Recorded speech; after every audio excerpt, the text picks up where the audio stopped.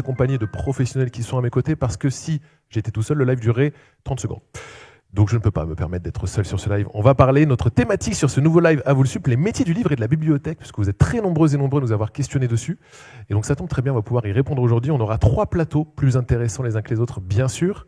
Et pour commencer, on va entrer dans le vif du sujet, puisque là, on va parler, eh bien, sur notre premier plateau, des métiers, comme je le disais, du livre et de la bibliothèque. Avec mes intervenants, on va commencer par un petit tour de table, bien sûr, vous savez comment ça se passe. Je vais laisser mes intervenants se présenter, et puis on va faire honneur aux dames, messieurs, si ça ne vous dérange pas. Je vais vous laisser vous présenter, Madame Hamoudi, dites-nous tout, qui êtes-vous et que faites-vous?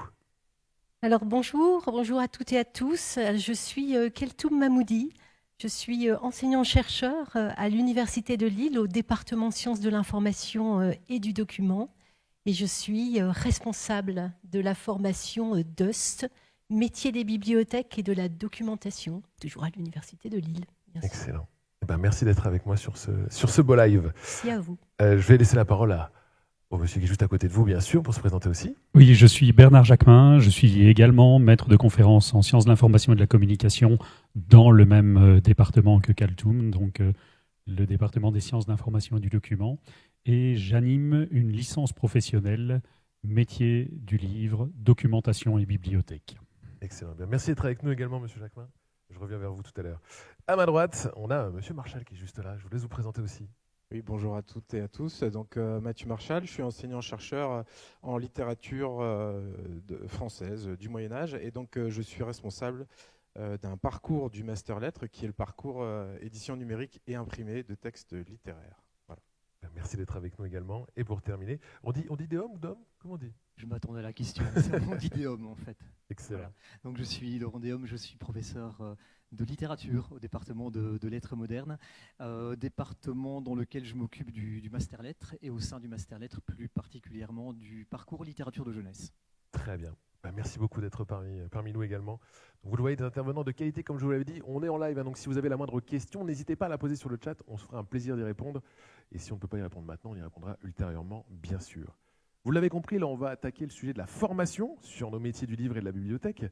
Et on va commencer tout de suite, justement, avec ces questions qu'on s'est posées pour vous et qu'on va adresser tout au long de ce live. D'abord, première question, à qui s'adressent ces formations et quels sont les profils typiques des étudiants qui peuvent les rejoindre? Qui veut commencer à répondre sur cette question?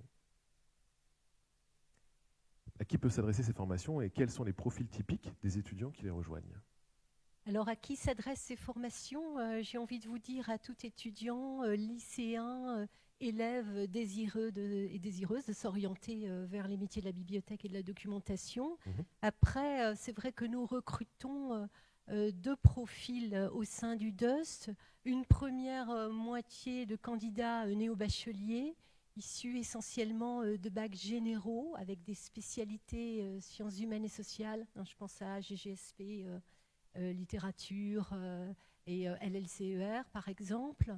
Et puis une autre moitié de candidats sont des étudiants qui ont déjà un parcours universitaire plus ou moins long dans d'autres champs disciplinaires et qui souhaitent se réorienter vers une formation courte et professionnalisante telle que le DUST. Donc voilà pour les profils. Quelle était votre deuxième question? La deuxième question, c'était à qui cette formation? Vous y avez très bien répondu aussi. Du coup, il n'y en avait qu'une. On a un tout en un. Alors, pour une licence professionnelle, il est nécessaire d'avoir déjà validé 2 années d'études dans le supérieur. D'accord. Donc, le public que nous recevons est toujours un public qui a déjà reçu une formation préalable. Mais l'optique d'une licence professionnelle, c'est de former en une année unique des gens de manière à ce qu'ils soient compétents et capables au bout d'une année de formation, d'être en responsabilité dans une structure. Ce qui veut dire que cette année est dédiée à la bibliothèque, mais on peut très bien avoir reçu une formation préalable, laquelle formation peut être extrêmement variée. D'accord. Donc on a des gens qui parfois sortent d'une thèse en informatique ou en mathématiques, c'est des cas qui nous sont présentés. On a évidemment plus d'étudiants qui sont issus de formations de sciences humaines et qui ont déjà une formation parfois dans le milieu des bibliothèques, mais très souvent pas du tout dans le milieu des bibliothèques. Et puis on a également des gens en reprise d'études avec une carrière de 10, 15, 20, 30 ans parfois dans d'autres secteurs. Et puis on a aussi un certain nombre d'alternants chaque année qui se présentent à nous. Donc plein de profils différents en fait. Absolument, et ça contribue énormément à la richesse de la formation, parce que le mélange des profils permet aux étudiants eux-mêmes de s'enrichir de leurs expériences et de leurs connaissances spécifiques. C'est génial, trop bien. Merci beaucoup pour ces éléments de réponse. Je vais me tourner du coup vers M. Marchal pour du coup, le master en lettres, parcours édition numérique et imprimé de texte. Même question. Et alors je vais répondre. L'essentiel pour nous, effectivement, dans ce master, c'est que c'est un master de lettres, ce n'est pas un master de métier du livre. Et donc, il y a une dimension importante. Plus de la moitié des cours sont réservés à des cours de littérature. Donc, nous accueillons essentiellement des étudiants qui viennent d'une licence de lettres ou avec un parcours similaire, c'est-à-dire lettres et langues, mais des étudiants qui ont une formation assez poussée en littérature et en théorie littéraire. C'est vraiment notre cœur de cible. Voilà. Ok, trop bien. Et pour vous, monsieur Déhomme, alors, donc je rappelle, un master lettres, parcours littérature de jeunesse. Voilà, alors la réponse est presque identique à celle que vient de faire Mathieu Marchal. Nous accueillons des étudiants détenteurs d'une licence, alors en priorité une licence de lettres, mais d'autres licences sont tout à fait admises. On pense même font partie des licences conseillées pour candidater chez nous. Je pense à des étudiants qui seraient détenteurs d'une licence d'histoire ou d'histoire de l'art, de philosophie par exemple. Et puis nous recevons de temps en temps des étudiants qui viennent d'horizons tout à fait différents et qui nous proposent un dossier qui nous semble convaincant. Et je veux dire la même chose que ce que mon collègue disait tout à l'heure.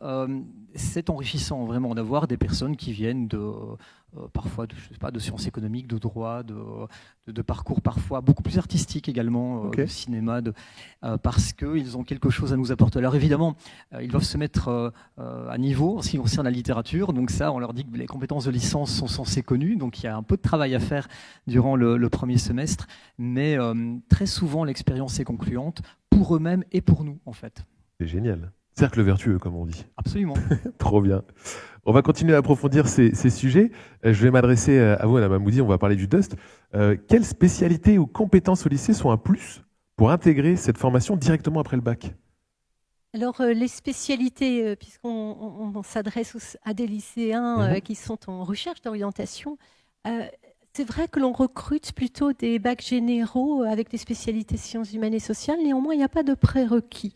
Nous avons également au sein de la formation cette année des lycéens, enfin des étudiants qui étaient lycéens avec des spécialités scientifiques, mathématiques ou sciences physiques par exemple. Nous avons également quelques étudiants, ils sont minoritaires, mais c'est possible, qui sont issus de bacs technologiques. Et enfin, des étudiants de bac professionnel, on en a très peu, mais il s'est avéré quelques années que des lycéens motivés intégraient la formation.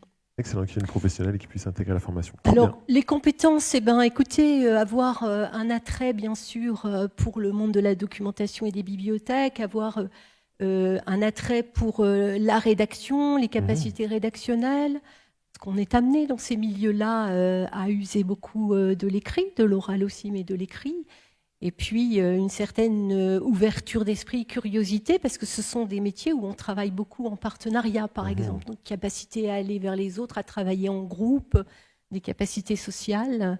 Mais voilà, sinon, je recommanderais à tout lycéen qui est désireux d'aller dans ces formations de candidater, bien sûr. Tout simplement. Magnifique.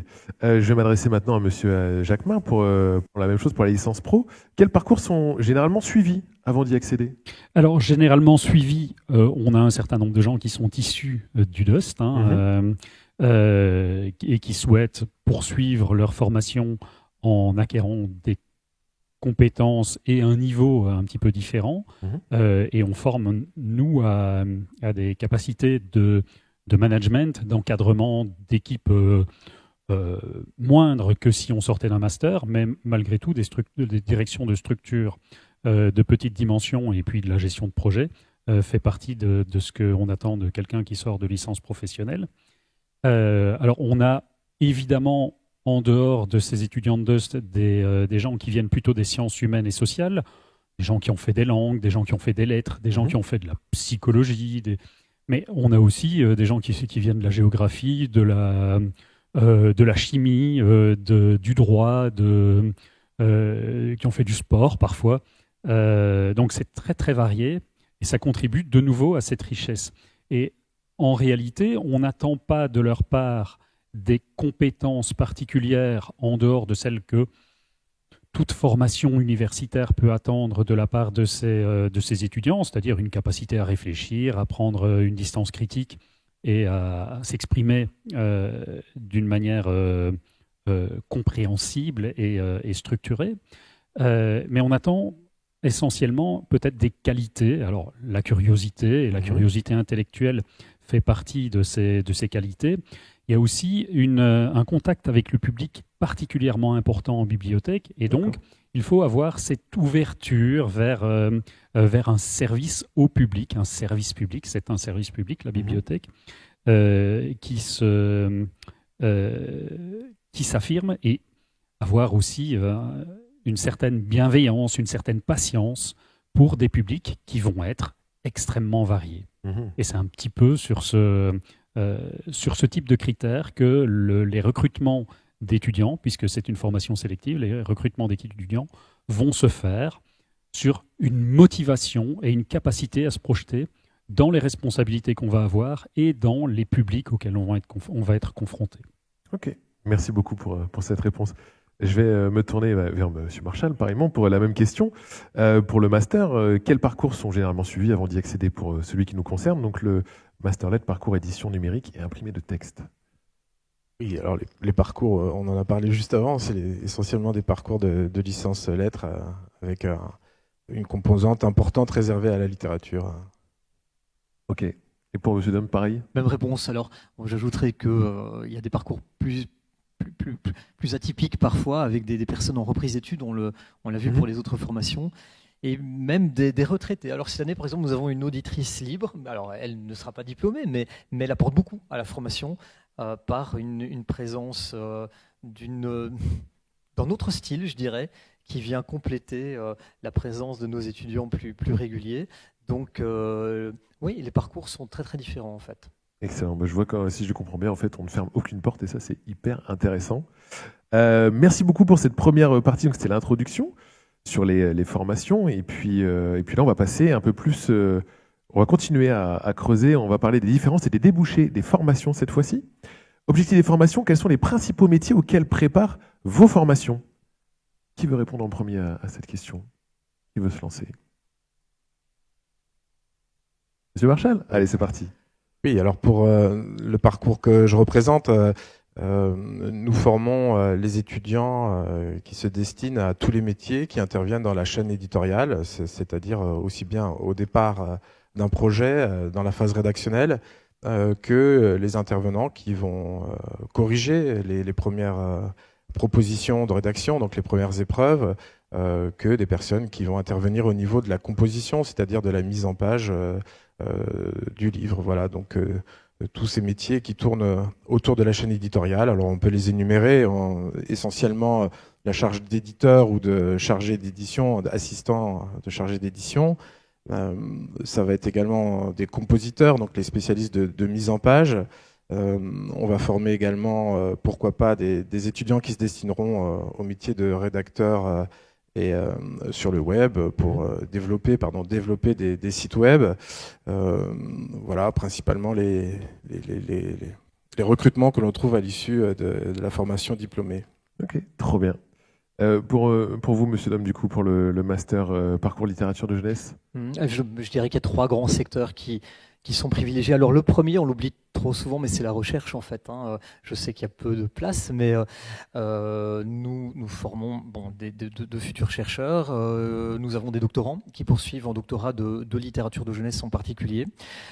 Mais bien sûr, ça ne concerne pas la majeure partie des étudiants. Alors 2 autres secteurs sont privilégiés dans nos enseignements, la librairie et l'édition. édition classique et édition numérique, hein, les deux sont prises en compte. Mais certains de nos étudiants vont parfois avoir des parcours qui vont les mener vers d'autres horizons, en fait. Ok. Et je dirais que c'est une caractéristique des masters de lettres, hein. Alors pas seulement des deux parcours que nous représentons, mais des deux autres parcours également, puisqu'il y a 4 parcours dans le master de lettres, c'est que nous dotons nos étudiants d'un certain nombre de compétences littéraires, mais ces compétences sont transférables en bien des domaines, puisque les étudiants sont formés à la lecture critique, à la compréhension des discours, à l'expression orale et écrite, à la synthèse. Et donc on peut trouver des étudiants, bien sûr en librairie, bien sûr en édition, mais on peut en trouver dans des secteurs qui n'ont apparemment rien à voir avec cela, dans les assurances ou dans les banques ou dans alors ça paraît curieux, mais ça arrive. Tout dépend vraiment de la manière dont les étudiants, dont nos anciens étudiants vont transférer leurs compétences. Voilà. Trop bien. Merci beaucoup. Je vais me tourner vers vous, du coup, Madame Hamoudi, pareil pour cette même question. Quels sont les principaux métiers, du coup, auxquels prépare vos formations? Oui, alors pour le DOST, donc le DOST prépare les étudiants à candidater sur des postes d'agents qualifiés des bibliothèques et de la documentation, bien souvent au niveau Bac+2, dans des domaines variés, le domaine public, État et collectivités territoriales essentiellement, dans le domaine privé aussi et dans le domaine associatif. Donc par exemple, beaucoup de nos étudiants de DOST postulent à des métiers de bibliothécaire, assistant spécialisé. Alors ce sont des fonctions qui, par exemple ici pour la fonction publique, qui sont des fonctions liées à des concours, même si on peut les occuper sans concours. Donc par rapport à bibliothécaire assistant spécialisé, c'est un concours au niveau Bac+2, B+. Ensuite, ils peuvent également occuper des métiers dans le domaine de la bibliothèque municipale, donc des bibliothèques de lecture publique, comme assistant de conservation. Ils peuvent également occuper les métiers de documentaliste dans le domaine public et associatif, par exemple. Et puis après, bien sûr, il y a bibliothécaire, même si bibliothécaire, c'est un concours au niveau Bac+3, donc il faut être détenteur d'une licence pour occuper ce métier. Donc il y a quand même un panel de métiers, et je n'ai pas cité les métiers liés à des concours de catégorie C, comme par exemple adjoint du patrimoine ou magasinier des bibliothèques. Donc ça donne quand même un panel assez large. Oui, le spectre est très large. Ok, trop bien. Et pour vous, du coup, Monsieur Jacquemin? Alors, on va fonctionner sur une logique très similaire à celle du DOST. On forme aux différents métiers de la bibliothèque, mais en donnant accès à des concours de catégorie A, c'est-à-dire des concours de bibliothécaires, que ce soit dans la fonction publique territoriale, donc ce qu'on appelle la lecture publique, les bibliothèques municipales essentiellement, ou en bibliothèque universitaire, c'est les deux grandes parties de la bibliothèque. Il y a quelques bibliothèques privées qui sont évidemment aussi des débouchés pour nos étudiants, et puis il y a tout l'univers de la documentation, alors pas la documentation scolaire, D'accord. Ça c'est professeur documentaliste, mais l'univers de l'association, des entreprises privées et d'une certaine fonction publique recrute des spécialistes du document pour gérer son information, pour être capable de répondre à des besoins. On a des documentalistes de presse, des documentalistes juridiques, on a des documentalistes spécialisés qui se retrouvent chez Decathlon, chez Auchan, chez Caterpillar, chez Alstom. On a envoyé des anciens dans ces types de débouchés parce qu'il y a une documentation professionnelle, il y a une information professionnelle qu'il faut stocker pour des raisons juridiques et pour des raisons pratiques, et qu'il faut être capable de retrouver en cas de besoin, et des besoins, il y en a beaucoup. Donc ça fait beaucoup de débouchés pour nos anciens étudiants et parfois pour les stagiaires aussi. Mais oui, justement, les stages, on y arrivera après. Mais vous le voyez, du coup, beaucoup de débouchés sur ces 4 professions et surtout formations qui sont présentes aujourd'hui. Je vous l'avais dit tout début, ça réagit beaucoup et on a déjà des questions dans le chat pour vous, les amis. Donc, première question. Question pour le DOST et la licence. Combien de personnes sont acceptées dans ces formations par an? Alors oui, c'est une excellente question. Alors le DOST est une formation sélective qui propose 40 places. D'accord. Voilà. Et pour la licence professionnelle, qui est également sélective, il y a 24 places disponibles chaque année, sachant qu'il y a 2 parcours, un parcours bibliothèque et un parcours archive. Le parcours archive étant beaucoup moins mis en avant dans la formation, on compte bon an, mal an, environ une vingtaine de personnes qui veulent s'orienter vers la bibliothèque, parfois un petit peu plus, parfois un petit peu moins, pour compléter cet effectif de 24 personnes. Ok. Préciser, parce que je ne connais pas le profil de la personne qui pose cette question, juste préciser que le DOST est accessible en formation initiale, continue et également en validation des acquis de l'expérience. Ok. Donc voilà, je voulais... C'était important de le rajouter, vous avez bien raison. En raison du profil de la personne que je ne connais pas. Absolument. Merci d'ailleurs pour cette question à la personne qui l'a posée. Et autre question pour la licence, le rythme est plus soutenu qu'une licence classique. Alors c'est une question, est-ce que le rythme est plus soutenu qu'une licence classique? Et est-ce qu'il y a des périodes de stage? C'est pour ça que je disais qu'on allait aborder le sujet. Alors oui, c'est un rythme très soutenu. Une licence professionnelle, c'est toujours une année très ramassée. Il y a beaucoup de choses à apprendre, beaucoup de cours qui sont dispensés. Et à l'heure actuelle, notre maquette dispense 534 heures de cours pour nos étudiants. Donc on a régulièrement 25 heures de cours par semaine avec du travail à côté. Et puis oui, il y a des périodes de stage. En fait, il y a 2 dispositifs de professionnalisation directe au contact de la sphère professionnelle. Un stage de 12 semaines au moins qui débute généralement à l'issue des cours au début du mois d'avril et qui peut se prolonger au-delà des 12 semaines prévues par la réglementation, jusqu'à 6 mois, là aussi en fonction de la réglementation. Et puis il y a un projet tutoré, et là c'est plusieurs étudiants en équipe qui répondent à une commande d'une institution, que ce soit une bibliothèque, que ce soit un service documentaire, que ce soit un service d'archives parfois, qui se pose des questions, qui a un problème et qui demande à nos étudiants, qui missionne nos étudiants pour réfléchir sur ce problème et pour étudier les solutions et proposer de manière critique les solutions qui vont pouvoir être mises en œuvre par les structures en question. Ok, donc une vraie implication du coup pendant cette période. Absolument. Et d'ailleurs, on travaille avec beaucoup de professionnels. La moitié de nos enseignants, ce sont des professionnels des métiers visés. D'accord, trop bien. Merci beaucoup pour cette réponse. Encore une fois, merci pour les questions posées. N'hésitez pas à continuer si vous avez la moindre question. On est là pour y répondre, bien sûr. On va continuer, on va parler maintenant des débouchés et suites d'études. Je vais m'adresser à vous, messieurs, pour les masters. Les masters, quelles sont les motivations des étudiants pour ces suites d'études, pour les débouchés? Qu'est-ce qui les motive principalement? Je réfléchissais en vous écoutant. C'est 2 questions différentes. Qu'est-ce qui les motive et quels sont leurs débouchés? Ce qui les motive n'est pas toujours en lien avec les débouchés. On peut faire des études pour faire un métier, on peut faire des études pour faire des études, on peut faire des études pour être, simplement. C'est le cadre des lettres, en fait. Je dis souvent aux étudiants, on n'est pas un distributeur automatique, on met pas un euro, il y a une boîte qui tombe et puis on la consomme.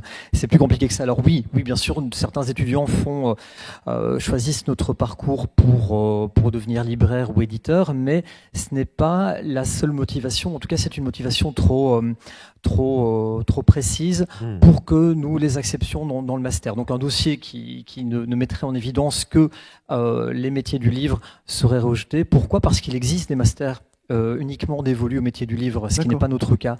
Il faut d'abord montrer un intérêt pour la littérature en général, pour la littérature de jeunesse en particulier, et avoir envie de développer des compétences professionnelles qui soient en lien avec ces secteurs-là. Mais j'insiste sur le fait qu'il s'agit d'une formation qui, étant une formation littéraire, est une formation qui, quand elle est faite sérieusement, en tout cas par les étudiants, a une vocation transformatrice d'une façon ou d'une autre, ou une formation d'éveil d'une certaine façon. C'est-à-dire que les étudiants qui s'intéressent à la littérature, pas seulement parce qu'ils aiment lire, c'est trop peu, on reçoit parfois des dossiers comme ceux-là, j'aimais lire, je lisais beaucoup quand j'étais petit, donc je veux faire la littérature de jeunesse. Oui, mais enfin, c'est trop court, évidemment. Mais les étudiants qui veulent vraiment comprendre la littérature, qui veulent s'enrichir à son contact, sont des étudiants qui mettent toutes leurs chances de leur côté pour devenir qui ils sont, en fait, grâce à la littérature. Et je pense qu'en devenant qui ils sont, ils vont devenir de meilleurs libraires, de meilleurs éditeurs, de meilleurs professeurs documentalistes parfois. Nous ne les formons pas directement, mais certains passent le concours par la suite, moyennant une petite formation complémentaire. Ça me semble vraiment important. Ce savoir-être me semble déterminant, et évidemment, il est associé à un certain savoir-faire, mais je pense qu'il est important qu'ils mettent en évidence d'abord leur désir profond de se confronter à la littérature, en fait. Excellent, hyper intéressant, et merci du coup de nous dire tout ça dans la sincérité, parce que ça va beaucoup, j'imagine, aider celles et ceux qui nous regardent. Et pour vous, du coup, Monsieur Marchal, quelles sont les motivations et puis quels sont les débouchés que généralement les étudiants recherchent? Oui, alors les motivations ont été particulièrement bien mises en évidence par mon collègue, mais moi je pourrais compléter en disant que les étudiants qui se destinent à ce parcours ont le souhait de valoriser le patrimoine littéraire, quel qu'il soit, c'est-à-dire qu'ils ont envie de s'emparer d'une époque, d'un auteur ou d'une œuvre particulière qui leur tient à cœur et de la valoriser d'une autre manière avec les outils actuels, les outils numériques bien sûr. Alors pour vous donner quelques exemples, il s'agit de pourquoi pas proposer une édition savante avec des notes, une introduction, toute une série de commentaires, ou pourquoi pas cartographier une œuvre littéraire en proposant de visualiser et d'analyser les lieux traversés par un personnage tout au long d'une œuvre pour mieux mettre en avant ce parcours qui est souvent symbolique. Voilà, ce genre de choses. Et donc, au cours des 2 années, ils vont pouvoir mener à bien ce projet, qui est un projet personnel, tout en se formant, bien sûr, à des techniques, à des technologies qu'ils vont pouvoir réinvestir dans des projets plus larges, dans les stages, et puis, bien sûr, on l'espère, dans leur insertion professionnelle. Mais cette fois, ce seront des projets qui leur seront imposés, où ils auront un petit peu moins de latitude, alors que durant la formation, ils peuvent réinvestir les compétences qu'on leur transmet pour leur propre projet. Et donc, pour rentrer un petit peu dans le technique, chaque année, les étudiants doivent rédiger un mémoire en lettres dans ce master lettres, un mémoire entre 60 et 100 pages, voilà, un mémoire littéraire, d'analyse littéraire, dans lesquels ils ont la possibilité donc, de valoriser l'œuvre ou le courant littéraire, l'auteur qui leur tient particulièrement à cœur. Excellent, et c'est bon à savoir aussi pour celles et ceux qui s'y intéressent. Merci beaucoup. On va parler évolution des métiers maintenant rapidement. Ces métiers ont-ils changé ces dernières années? Et aujourd'hui, quelles sont les compétences recherchées dans ces métiers? Alors, est-ce qu'il y a une évolution des métiers? Est-ce qu'il y a des compétences qui sont apparues, qui n'avaient pas spécialement avant et qu'on met en avant aujourd'hui? Qui veut attaquer le dossier, comme on dit? Alors oui, il y a des évolutions.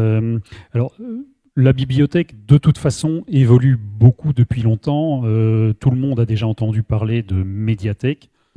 La médiathèque a été créée à l'époque où la bibliothèque était un espace de conservation de livres et où on s'est rendu compte que pour le public, il y avait une demande qui se faisait sur d'autres choses comme type de médias.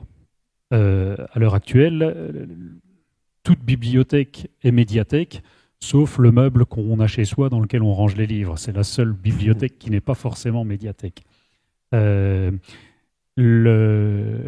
L'espace documentaire, l'ensemble des documents auxquels on donne accès dans la bibliothèque est forcément beaucoup plus varié. Et puis le numérique a évidemment fait son entrée il y a 40 ans dans les bibliothèques. La numérisation des catalogues, puis la numérisation des documents est passée par là, et la bibliothèque étant directement en prise avec le public, elle est également directement en prise avec les besoins du public qui évoluent. À l'heure actuelle, on se pose des questions autour des e-books, mais l'e-book date de 1972 au départ. Mais on se pose la question de l'intelligence artificielle en bibliothèque. On se pose des questions sur un certain nombre de pratiques. Un bibliothécaire a comme tâche un certain nombre d'approches techniques documentaires, et ces techniques documentaires consistent en partie à décrire des livres, faire ce qu'on appelle du catalogage ou de l'indexation. Eh ben, cette partie du métier, elle tend à s'amenuiser de plus en plus parce qu'on peut télécharger des notices qui ont déjà été réalisées par d'autres bibliothèques. Donc il y a dans l'apparition du numérique et la prise en compte de plus en plus importante du numérique, il y a une évolution dans les tâches des métiers. Et en définitive, ce qu'on voit, c'est d'une part du numérique, les technologies du numérique qui s'imposent de plus en plus, et d'autre part, un intérêt de plus en plus prononcé pour le public, paradoxalement, parce que on peut avoir l'impression qu'on déshumanise les choses à travers le numérique, mais en réalité, c'est toujours une utilisation du numérique au bénéfice du public. Et donc, l'espace de conservation stricte et l'intérêt précis pour le document lui-même demeure, mais tend à être mêlé à d'autres centres d'intérêt. Ok, hyper intéressant et rassurant aussi de se dire que voilà, on s'adapte et on fait bien le distinguo, mais on s'adapte complètement. Donc, merci beaucoup, Monsieur Jacquemin. Je vais poursuivre dans la continuité des propos de mon collègue Bernard, puisqu'on parlait d'intelligence artificielle. Il y a aussi au niveau des compétences qui sont de plus en plus attendues de la part de ces professionnels, des compétences pédagogiques, éducatives, pour justement former et sensibiliser ces publics de plus en plus divers à ces technologies, à l'intelligence artificielle. Par exemple, je vais donner un exemple concret. En bibliothèque universitaire, les professionnels travaillent sur comment amener les étudiants à citer dans leurs sources, dans leur bibliographie, l'usage d'un chatbot, l'usage de ChatGPT ou autre chose. Donc il y a cet élément-là que je voudrais préciser, mais dans la continuité de ce que tu évoquais. Il y a une deuxième chose et une dernière chose que je voudrais aussi ajouter, c'est les compétences sociales qui sont attendues. Parce que, comme le disait mon collègue, les bibliothèques sont des lieux hybridés. C'est-à-dire, on parle d'ailleurs de troisième lieu, de lieu de vie, entre la maison, le travail. Les bibliothèques, on en trouve dans les centres pénitentiaires, dans les centres sociaux, dans les centres culturels. Pensez au centre de documentation du Louvre-Lens, un centre de documentation dans un musée. Et donc, ça amène les professionnels à travailler vraiment en partenariat, en fédérant des projets et des équipes vers un public, comme le disait mon collègue, de plus en plus diversifié. Et dans ce public diversifié, il y a aussi des publics en vulnérabilité qu'on doit accueillir avec des compétences sociales particulières. Donc voilà, je voudrais ajouter ces deux éléments-là dans la continuité de ce que tu dis. Vous avez bien fait, ça continue de me rassurer, moi en tout cas personnellement, pour prendre en compte qu'en effet, on en prend compte de ces nouvelles disponibilités, mais que ça reste ancré et qu'on maintient les métiers principaux des formations que vous proposez, donc complètement en adéquation. Merci beaucoup. Est-ce que vous vouliez rajouter quelque chose, messieurs, sur cette partie un peu liée à l'intelligence artificielle, justement, numérique, ces évolutions? Oui, pourquoi pas. Alors, en ce qui me concerne, en ce qui concerne le monde de l'édition, le numérique est omniprésent depuis maintenant de nombreuses années. Il n'y a pas un seul livre papier qui ne passe pas au préalable par un document numérique. Un document numérique unique qui permet justement, avec quelques transformations, de générer aussi bien un livre au format papier qu'un livre que l'on peut lire sur une tablette ou une liseuse, ou encore d'autres formats sur le web, par exemple. Le principal changement à l'heure actuelle et pour les années à venir importe pour le monde de l'édition sur l'accessibilité. C'est la grande question qui va nous vraiment nous intéresser dans les années à venir en raison d'une loi récente qui va obliger la production des contenus numériques à être nativement accessible donc aux personnes touchées par des handicaps. Et donc cet objectif, il est très proche puisqu'il est pour juin 2025. Et également un travail rétrospectif de reprendre les contenus numériques qui ont été produits auparavant pour les rendre accessibles cette fois pour 2030. Donc cette question de l'accessibilité dans le monde de l'édition est en train un peu de bouleverser les usages et ça invite également ça va procurer de nombreuses offres d'emploi, je pense, à l'avenir dans ce domaine. Ok, trop bien. En édition, c'est la même chose évidemment, hein. Donc je ne vais pas répéter ce que Mathieu Marchal vient de dire. Dans le domaine de la librairie, bien sûr, les librairies traditionnelles souffrent de la concurrence des grandes librairies en ligne. Et elles ne peuvent pas rivaliser sur le plan logistique, ça me semble compliqué, mais elles peuvent jouer leurs atouts dans d'autres domaines, et c'est ce à quoi nous réfléchissons avec les étudiants dans le cours de librairie, en particulier au M1. Ils peuvent également le découvrir lors de leur stage, puisque le 4e semestre est entièrement réservé à un stage qui peut éventuellement se faire en librairie. D'autres secteurs sont envisageables également, mais voilà, une des voies possibles, c'est la librairie. J'ajoute que les cours de littérature de jeunesse sont des cours qui permettent d'envisager autrement le métier de libraire. On ne va pas vendre autrement, on ne va pas gérer les stocks autrement. Enfin, choisir les stocks sans doute, mais les gérer informatiquement, non. Là, c'est vraiment des questions purement techniques. Mais je pense qu'on peut conseiller différemment. On peut mieux parler de la littérature de jeunesse à ses clients si on la connaît. Et donc voilà, il y a des cours d'histoire de la littérature de jeunesse, des cours d'analyse, d'albums, de romans, etc. Et les échos que nous recevons de la part de nos étudiants qui reviennent de stage sont des échos qui vont généralement dans un sens qui nous conforte, puisqu'ils nous montrent à quel point ces connaissances théoriques et universitaires ne sont pas tout à fait déconnectées des besoins qu'ils ont rencontrés durant leur stage. Je pense effectivement qu'on peut être un meilleur conseilleur si l'on connaît la littérature que l'on doit vendre par ailleurs, en fait. Ça peut vraiment faire la différence. Pas de souci, vous prêchez un convaincu. Les amis, j'ai quand même un souci, c'est que le temps file et que le sujet est passionnant et que vous l'êtes aussi, toutes et tous. Donc, pour conclure, je vais vous laisser la parole chacun. Un dernier mot à adresser à nos étudiants qui nous regardent, justement, si vous auriez un dernier mot à leur dire, voilà, un conseil clé aux jeunes qui sont intéressés par les formations que vous proposez, ce serait quoi ? Alors, donc pour le DOS, métier des bibliothèques et la documentation, qui est donc une formation courte, professionnalisante en 2 ans, je conseillerais d'une part de rentrer dans ces lieux de culture qui sont, comme le disait mon collègue, des lieux de service public, ouverts au public, ouverts le week-end, assez largement, avec un panel de professionnels, et d'aller les questionner, les interroger sur leur métier, sur leurs fonctions. Donc ne pas hésiter à aller à la rencontre de ces professionnels, à commencer par le centre de documentation de son établissement scolaire pour les lycéens, même si professeur documentaliste, ce n'est pas un métier dans les bibliothèques, dans les centres de documentation de l'éducation nationale. Ensuite, je recommanderais à ces jeunes et moins jeunes de venir à notre rencontre au moment des forums, des journées portes ouvertes, et de poser leurs questions, de ne pas hésiter à questionner et puis à tenter leur chance en candidatant. Donc le DOS étant une formation après le bac, c'est Parcoursup, donc ne pas hésiter. On a 10 vœux, donc on formule autant de vœux que possible et on candidate aux formations auxquelles on aspire. Ok, très bon conseil. Merci beaucoup. Je suis un petit peu sur une même logique, c'est... Allez-y, allez voir, essayez en variant des bibliothèques. Il y en a beaucoup.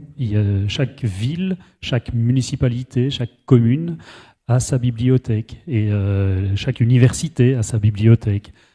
Essayez différents types d'établissements, allez voir différents types de professionnels et regardez les fonds, lisez des choses, faites-vous conseiller. Le retour que vous allez en avoir et l'intérêt que vous allez en avoir sera, si vous avez une certaine curiosité intellectuelle, sera toujours positif. Et puis, vous saurez si c'est un métier, si c'est un type de débouché qui est fait pour vous, ou si, au contraire, vous pouvez très bien aimer lire, mais le faire de manière tout à fait personnelle. Très bien, très bon conseil également. Merci beaucoup, Monsieur Jacquemin. Je vais m'adresser à vous deux pour clôturer, Monsieur Marchal. Oui, moi j'aurais un conseil un peu plus pragmatique. C'est vrai qu'on parle là d'une formation de master qui est davantage tournée, qui est un tremplin vers le monde professionnel. Là, je conseillerais vraiment de bien analyser le contenu de formations qui peuvent être concurrentielles au niveau national et donc de bien formuler, envisager un projet personnel et professionnel qui soit en lien étroit, en adéquation étroite avec la formation. Et donc, pour notre cas présent, hein, de bien comprendre que notre formation n'est pas une formation qui envisage tous les métiers du livre, mais bien uniquement la chaîne éditoriale, et qu'il faut à la fois avoir un équilibre complet entre le goût pour la littérature et le goût, l'appétence pour la technique informatique. Et donc c'est cette adéquation et cette motivation avec le contenu de la formation qui est essentielle pour ne pas faire fausse route. Et pour ça, les étudiants sont aidés avec des plaquettes, avec des guides des études très, très détaillés qu'on peut trouver facilement sur le site de l'université. Et c'est une bonne manière de plonger à l'avance dans la formation qu'ils vont suivre pendant 2 ans. Voilà. Trop bien. Merci beaucoup, Monsieur Marchal. Alors, comme vient de le dire Mathieu Marchal, les plaquettes, les guides des études sont vraiment importantes. Il existe d'autres formations en littérature de jeunesse. Toute une série de formations sont tout à fait intéressantes au travers dans tout le pays. Je pense que ce qui est important, c'est de comprendre nos spécificités qui, effectivement, se trouvent dans le guide des études et sur les plaquettes. Mais je voudrais terminer par quelque chose de moins pragmatique et qui est valable, je pense, pour les différents parcours de lettres. On peut se demander à l'heure actuelle pourquoi faire des études de lettres, en fait. Hein. Ça paraissait plus évident il y a 30 ans ou 40 ans parce que ça restait une voie royale de la culture. Et maintenant, les étudiants qui voudraient faire un master de lettres peuvent être confrontés à un entourage familial ou amical qui est un petit peu interloqué. Et je dirais que beaucoup de choses ont déjà été dites d'ailleurs. Hein. Il faut qu'ils rentrent en eux-mêmes afin de savoir si ça a du sens, si ils aiment lire, mais s'ils aiment être affectés par la littérature. Hein. Et je voudrais citer, pour terminer, un roman que j'aime beaucoup, un roman de littérature de jeunesse, qui est l'Histoire sans fin de Michael Ende, roman de fantaisie allemande de 1979. Hein. Grand roman. On a retenu le film, mais alors vraiment, il faut que vous lisiez le roman. Et le personnage principal, Bastien, rencontre à un moment donné une figure maternelle qui s'appelle Dame Ayvola. Et cette figure maternelle lui dit « Tu as suivi le chemin de tes désirs, il ne va jamais tout droit. Tu as fait un grand détour, mais c'était ton chemin. » Voilà, c'était ton chemin. C'était un détour, mais c'était ton chemin. Les études de lettres aujourd'hui, dans le monde dans lequel nous vivons, paraissent parfois être un détour, mais c'est parfois le chemin de certaines personnes, le chemin qui leur permet de trouver leur place. Alors, leur place dans un domaine professionnel, certes, mais leur place dans la vie, dans le monde, et qui leur permettent d'être ce que les autres ne peuvent pas être à leur place, justement. Et pour ça, ça me semble fondamental. Écoutez, vous clôturez incroyablement bien cette première séquence. Pour résumer, être curieux, voilà, aller se questionner, utiliser les outils à disposition aussi pour perfectionner ses envies. Et puis un petit peu d'introspection aussi en suivant son chemin, vous le disiez, Monsieur Déhomme, de savoir ce que l'on veut vraiment et puis faire les bons choix. Merci infiniment à tous les quatre. C'était un plaisir de vous avoir sur ce plateau. Merci pour toutes les réponses que vous nous avez apportées. Nous, évidemment, oui, vous pouvez les applaudir, vous avez raison. On va enchaîner avec notre deuxième plateau. On va parler avec des professionnels cette fois-ci, mais avant ça, une petite vidéo pour argumenter tout ce qu'on vient de dire et puis compléter la suite. La vidéo, c'est maintenant. Donc, quelles sont les compétences requises pour ce genre de métier? La foi, la conviction, la volonté, la persévérance, la folie, y croire beaucoup, ne rien lâcher, et ensuite, éventuellement, savoir manier la plume et l'ordinateur, ça peut aider la communication, la créativité. Et souvent, je pense que les jeunes que je reçois en stage ne se rendent pas bien compte de la part de créativité qu'il y a en fait dans un livre, parce qu'il a été accompagné par un éditeur. Ça veut dire que l'éditeur, il doit avoir une vision de l'objet final qu'il veut. L'éditeur, il doit pouvoir accompagner l'auteur quand il est en questionnement. L'éditeur, il doit pouvoir jeter quelques phrases sur un papier, mais il doit aussi pouvoir reprendre un texte qui ne lui appartient pas. L'autre compétence principale, c'est la communication, parce qu'on va communiquer avec tout le monde. Et dans cette communication, il faut aussi beaucoup d'écoute. Il faut être très attentif, en fait, à ce qu'il se passe sur le terrain et autour de nous. y compris, comme je le redis beaucoup, avec les auteurs et les autrices, parce que je pense que s'il y a un statut qui est vraiment précaire et qui pourtant mérite une reconnaissance extrême, c'est celui d'auteur et d'autrice. Qu'est-ce que vous aimez, qu'est-ce qui vous anime au quotidien dans votre métier? La rencontre, le dialogue et le partage. C'est dans tout ce que je fais, c'est vraiment en fait ce qui m'anime, c'est de pouvoir discuter, échanger, recevoir des idées d'autres, faire passer les miennes, pouvoir construire ensemble, bâtir des projets communs et puis arriver au bout des tâches, de voir quelque chose qui prend forme, qui prend vie, puis un jour que tu reçois dans tes mains, c'est vraiment super. Quand je suis avec les étudiants et les étudiantes, c'est pareil en fait, c'est les accompagner pendant 1 an et puis les voir progresser, essayer d'apporter des petites touches au fur et à mesure qui leur permettent de réfléchir, d'élargir aussi, j'ai envie de dire, leur horizon de lecture. En fait, je parle des étudiants quasiment comme je parle des lecteurs et des lectrices, justement en fait pour leur donner envie d'avancer toujours et en croyant en eux et en leurs capacités et leurs compétences. Ça impose en fait. Et donc, quels sont vos horaires? En tant qu'éditrice, Oui. par exemple, tu vois, ce matin, je me suis levée à 6h et puis une journée, elle se termine vers 23h. Alors dedans, comme je te le disais, il y a le reste du travail que je fais, mais une journée d'éditrice... Surtout quand tu es un éditeur indépendant, il y a tellement de choses que tu fais parce que tu n'as pas de personnel pour le faire à ta place ou avec toi, que c'est des journées qui sont très, très longues en fait. Après, si tu travailles dans un grand groupe éditorial, parce qu'il y en a aussi, on n'est pas que des éditeurs indépendants, en fait, tu as à peu près 10 000 éditeurs en France. Sur les 10 000 éditeurs en France, tu en as 80% qui sont des éditeurs indépendants, tu en as 20% qui sont des groupes éditoriaux. Dans les groupes éditoriaux, tu peux tout à fait avoir finalement une journée qui commence à 9h et puis qui se termine à 19h. Ça veut dire que tu fais beaucoup d'heures, quoi qu'il en soit. Moi, je connais aucun éditeur qui fait 6 heures par jour. C'est pas vrai.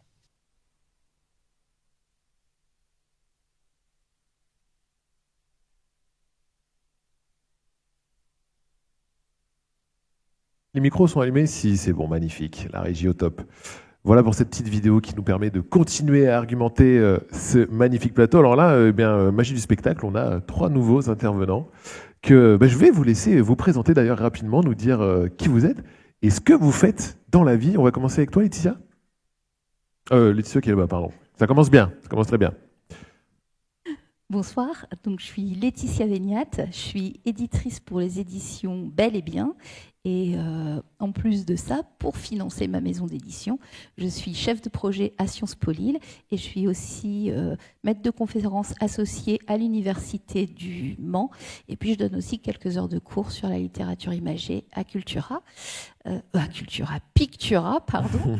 Et mon sujet de recherche, c'est l'accessibilité du livre jeunesse. Ok. Et tout ça dans une seule vie? Tu fais tout ça dans une seule vie? Oui. Très bien. J'imagine que ça doit être bien rempli et passionnant en même temps. Merci beaucoup d'être avec nous, Laetitia. Donc du coup, là, j'ai Elisabeth, bien sûr, je ne peux pas me tromper. Dis-nous tout, qui es-tu et que fais-tu? Donc moi, je suis Elisabeth Bérard, je suis responsable information ressources à la Malterie Art Visuel. Donc moi, je ne suis que salariée, du coup, voilà, de la structure. Et du coup, on accompagne à la professionnalisation des artistes, auteurs, autrices. Et dans ma vie professionnelle, j'ai traversé également du coup le spectacle vivant sur les secteurs, l'édition, et je suis arrivée aux arts visuels en 2017. Ok, trop bien. Merci d'être avec nous sur ce plateau également. Et on va terminer avec toi, Nicolas. Du coup, est-ce que tu peux nous dire qui tu es et ce que tu fais? Qui je suis? Je suis du coup Nicolas Aubert, je suis libraire au Bateau Livre à Lille. Et je suis plus spécialisé en bande dessinée, science-fiction et poésie. Ok, voilà. Trop bien. Merci d'être également parmi nous sur ce deuxième plateau qui va être tout aussi intéressant que le premier. Donc là, vous l'avez compris, on va attaquer les métiers directement des formations dont on a parlé juste avant, en tout cas qui peuvent en découler bien sûr. Je vais vous questionner sur vos missions au quotidien. En quoi consiste votre métier pour toi, du coup, Laetitia, d'éditrice? Qu'est-ce que le métier d'éditrice? Quelles sont tes missions au quotidien? Alors, moi, je suis éditrice indépendante. Ça veut dire que je suis une structure petite, avec un tout petit chiffre d'affaires, et on est majoritairement des bénévoles, enfin on est tous et toutes bénévoles dans le comité éditorial. Mon travail au quotidien, ça va être de traiter les multiples mails que je vais recevoir dans la journée et qui peuvent en fait concerner plein de domaines différents. Ça va de la comptabilité, en passant par les relations avec les partenaires, les relations libraires, les relations clients, mais aussi évidemment l'accompagnement des auteurs et des autrices. On a beau être une toute petite structure, ça fera 5 ans qu'on existe au mois de décembre, on n'a que 12 titres à notre catalogue, mais chaque semaine on reçoit des propositions de tapuscrits, des propositions d'albums, différents books à découvrir. Et tout ça, en fait, c'est aussi une partie du travail qui est assez importante, puisqu'en fait, on va se baser sur celle-là pour pouvoir, en fait, programmer nos parutions. Le cœur vraiment de mon métier en tant qu'éditrice, ça va donc être de choisir et de savoir où je vais placer mes risques. Et de fait, ensuite, d'accompagner les auteurs pour qu'ensemble, on réalise le livre qui ira toucher les lecteurs. Ça, j'imagine que ça ne se fait pas du jour au lendemain. Non, c'est un travail qui est vraiment de longue haleine. Alors, il y a des éditeurs qui arrivent en fait à éditer, publier sur des très courts laps de temps. Je pense par exemple à une maison d'édition qui s'appelle Hugo et qui est réputée pour publier en 4 mois de délai, par exemple. Chez moi, c'est impossible. Moi, je vais en fait recevoir un tapuscrit, un projet. Je vais en discuter avec l'auteur. Souvent, je vais le retravailler. Comme je suis en édition jeunesse, je vais y associer un illustrateur ou une illustratrice.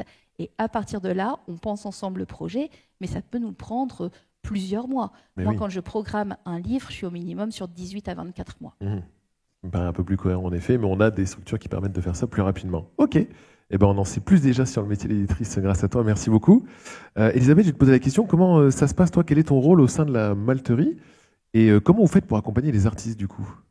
Oui, alors du coup, moi je m'occupe, donc pour la Malterie, il y a 2 axes importants qui sont un incubateur, ce qui pourrait paraître un peu bizarre dans les arts plastiques de parler d'incubation. Et en fait, on lutte un peu sur le fait de représenter cette profession, qui est une profession à part entière, et on va aller chercher des codes qui sont d'un marché économique standard pour les amener, nous, sur un marché de l'art, qui est un peu particulier, mais qui finalement est un marché comme un autre. Donc on parle d'incubation, on a 14 artistes dans cet incubateur, avec 2 dispositifs. Un dispositif accélérateur qui est vraiment fixé sur des projets de production, du coup ces artistes sont accompagnés par ma collègue, mais voilà, on est en lien parce que je fais pas mal de relectures de contrats, de choses comme ça. Et un dispositif d'accompagnement sur du plus long terme, 3 ans, renouvelable une fois, donc il y a du conventionnement, enfin voilà, il y a un cadre. Et là, sur de la production, et avec une sélection au départ, un appel à candidature, une sélection de ces artistes, puisque le but, c'est aussi de créer une communauté d'artistes et d'entraide entre ces artistes, avec des parcours différents, donc des artistes émergents, et puis des artistes qui se trouvent dans à un endroit ou dans une étape de leur parcours, qui connaissent un creux et ont besoin justement d'un regard, d'un accompagnement particulier. Et, voilà. Et du coup, hormis tout l'accompagnement administratif qu'on peut faire, de contractualisation, de relecture, de mise en lien avec des comptables, avec des juristes. C'est aussi une mise en lien avec une scène régionale, voire internationale, et l'organisation de projets type résidence. Voilà, donc on essaie de créer un écosystème et d'être en lien avec un ensemble et de mettre l'artiste au cœur en fait, de tous ces projets. C'est un peu le mot que j'avais en tête en t'écoutant, c'est vraiment écosystème, de faire fonctionner tout ça et de cohabiter aussi tous ensemble pour en tirer le meilleur. Aussi les accompagner, tu disais, l'aspect juridique, ça fait aussi partie... Clairement. Comptable aussi, voilà, on n'y pense peut-être pas, mais en effet, c'est des choses qu'il faut prendre en compte. Et du coup, c'est super si vous proposez ça à la Malterie dans l'incubation pour vraiment découvrir toutes les palettes aussi que ça peut représenter dans... Oui, parce que je pense qu'en école, on n'a pas forcément toutes ces notions de savoir l'après, cette profession, qu'est-ce qu'elle recouvre. Et voilà, un artiste, c'est un entrepreneur ou une entrepreneuse comme un autre ou comme une autre. Et du coup, ça veut dire qu'il y a besoin de compétences professionnelles autres que le faire plastique ou que le faire créatif. Il y a de la gestion comptable, il y a de la gestion d'entreprise, et ça c'est important. Et donc nous on accompagne, on ne fait pas à la place d'eux, vraiment on se place à côté. Et voilà, c'est un peu du parrainage jusqu'à ce que les artistes soient autonomes et voilà, et construisent et développent leur entreprise comme toute autre entreprise. Trop bien, hyper intéressant. Merci beaucoup pour tes réponses. Et je vais terminer avec toi, du coup, Nicolas. C'est quoi, du coup, la journée type d'un libraire et qu'est-ce que tu fais pendant cette journée? Les journées types d'un libraire sont très variées, mais ça se concentre quand même sur quelques tâches qu'on fait vraiment régulièrement et quotidiennement. Il y a essentiellement du conseil quand les gens cherchent un bouquin pour eux ou pour offrir ou quoi que ce soit. Et du coup, on va proposer des livres en fonction de la demande des personnes. Donc ça peut être un livre pour la grand-mère ou un livre pour eux, pour se détendre à l'âme cet été. Enfin voilà, on va essayer de s'adapter en fait en fonction de ce qu'ils veulent. Et la deuxième grosse partie du métier, mine de rien, en fait, on en parle peu. C'est un métier qui est très idéalisé. On imagine toujours que le libraire est une espèce de renard qui vit avec une grande cape et une tasse de thé derrière sa caisse. C'est pas du tout ça. On fait aussi beaucoup de manutention, mine de rien. Et du coup, c'est un métier qui est assez physique aussi, puisque on vide, remplit et transporte beaucoup de cartons. Il faut en avoir conscience quand on s'intéresse au métier. Et à côté de ça, on fait au quotidien aussi énormément, par exemple, de veille littéraire. C'est ce qu'on appelle, on appelle ça la veille littéraire, c'est-à-dire faire attention aux sorties, à ce dont on parle dans les médias, par exemple, est-ce qu'il faut avoir sur table ou pas. Faire attention aussi un petit peu dans certains climats, par exemple, qui soient des climats politiques ou des choses comme ça, avoir des choses intéressantes en sciences humaines à proposer en réponse un petit peu justement à tout ce qui se passe. Mais on fait en sorte d'avoir une offre assez variée et qui correspond toujours un petit peu à l'actualité. Et ça marche aussi pour les rayons jeunesse, ça marche aussi pour les rayons bande dessinée. Enfin voilà, c'est assez égal sur tous les rayons. Et donc, je suis impressionné, mais tu vas avoir un cerveau en ébullition, parce que ça fait ça s'arrête jamais. Tout ça. Ça s'arrête jamais, mais en fait, c'est un petit peu genre, je prends toujours la comparaison dans la série Sherlock, pour ceux qui auront la référence, mais où à un moment donné, il se retire dans ce qu'il appelle son Mind Palace, donc voilà, et qu'il imagine un petit peu tout ce qu'il a. Nous, c'est un peu ça, ce qui se passe quand on nous demande quelque chose. On est là à se cataloguer tout ce qu'on a en tête, et en fait, on s'adapte en fonction. Après, c'est un métier, enfin, en tout cas, là, je suis libraire généraliste. Et on lit de tout. Moi, j'ai beau être spécialisé en bande dessinée, poésie, science-fiction. En fait, je vais lire aussi énormément de littérature française, littérature étrangère. Je vais lire de la jeunesse, que ce soit des albums ou des romans, ou même des livres vraiment pour les tout petits de 0 à 3 ans. Mais voilà, c'est assez varié. Et en fait, c'est un métier qui demande une certaine curiosité au quotidien et qui demande de tout le temps s'intéresser à tout ce qui sort et que rien soit source de désintérêt en soi. Voilà, tout est intéressant, tout a son public, et nous, en fait, notre travail, c'est finalement faire de la sélection pour les personnes qui sont perdues dans cet amas, justement, littéraire. Voilà. Et en fait, notre travail, c'est de décortiquer tout ça pour eux et de leur proposer ce qui leur correspond. Excellent, hyper intéressant. C'est ce qu'on dit sur le premier plateau avec M. Jacquemin, l'ouverture aussi sur l'autre, et puis savoir être patient et vite cibler les besoins, ça fait aussi partie du coup du métier de libraire bibliothécaire. Donc, ok, trop bien. Justement, on l'a vu sur le premier plateau, je vais vous interroger aussi à ce sujet sur les transformations du coup peut-être de vos métiers avec l'impact, on en a parlé du numérique, de l'intelligence artificielle. Est-ce que vos métiers, vous avez vu une évolution ces dernières années, peut-être même plus proche ces derniers mois, parce que ça va très très vite, et quelles grandes tendances vous observez dans vos métiers? Si tu veux qu'on commence avec toi, Laetitia. Puisqu'on parlait de l'IA par exemple tout à l'heure, c'est assez impressionnant en fait de voir le nombre de choses qui nous arrivent produites par de l'IA. Et en fait on le reconnaît tout de suite, et au point de vue de la valeur de rendu, on se rend tout de suite compte que ce n'est pas un auteur ou une autrice qui a produit directement. En France, on a quand même une population qui est encore très attachée à cette créativité littéraire, à cette production artistique. Et c'est vrai même si on entend beaucoup d'études dire on lit moins, les Français écrivent moins, ils écrivent moins bien, etc., on a gardé ce goût. Ce qui fait que là, finalement, l'utilisation à l'IA ou à d'autres types de logiciels, ça a débridé la créativité. Et nous, on doit absorber ça. Mais mine de rien, c'est hyper chronophage parce que ça nous remplit en fait nos boîtes mail presque. Mais toutefois, par exemple, l'IA, moi, là, je l'ai utilisé ces derniers week-ends parce que dans mon travail d'éditrice, là, j'ai dû faire mon bilan comptable. On est à 1,5 en fait pour travailler là-dessus, mais alléluia l'IA, quoi. Ça m'a traité en fait mes relevés bancaires, qui m'a organisé ça, qui m'a rédigé mon bilan d'activité. Donc en fait, on va aussi avoir effectivement avec le numérique des transformations de nos tâches. Alors il faut le voir du coup de façon intelligente. Ouais, bien sûr. C'est un risque.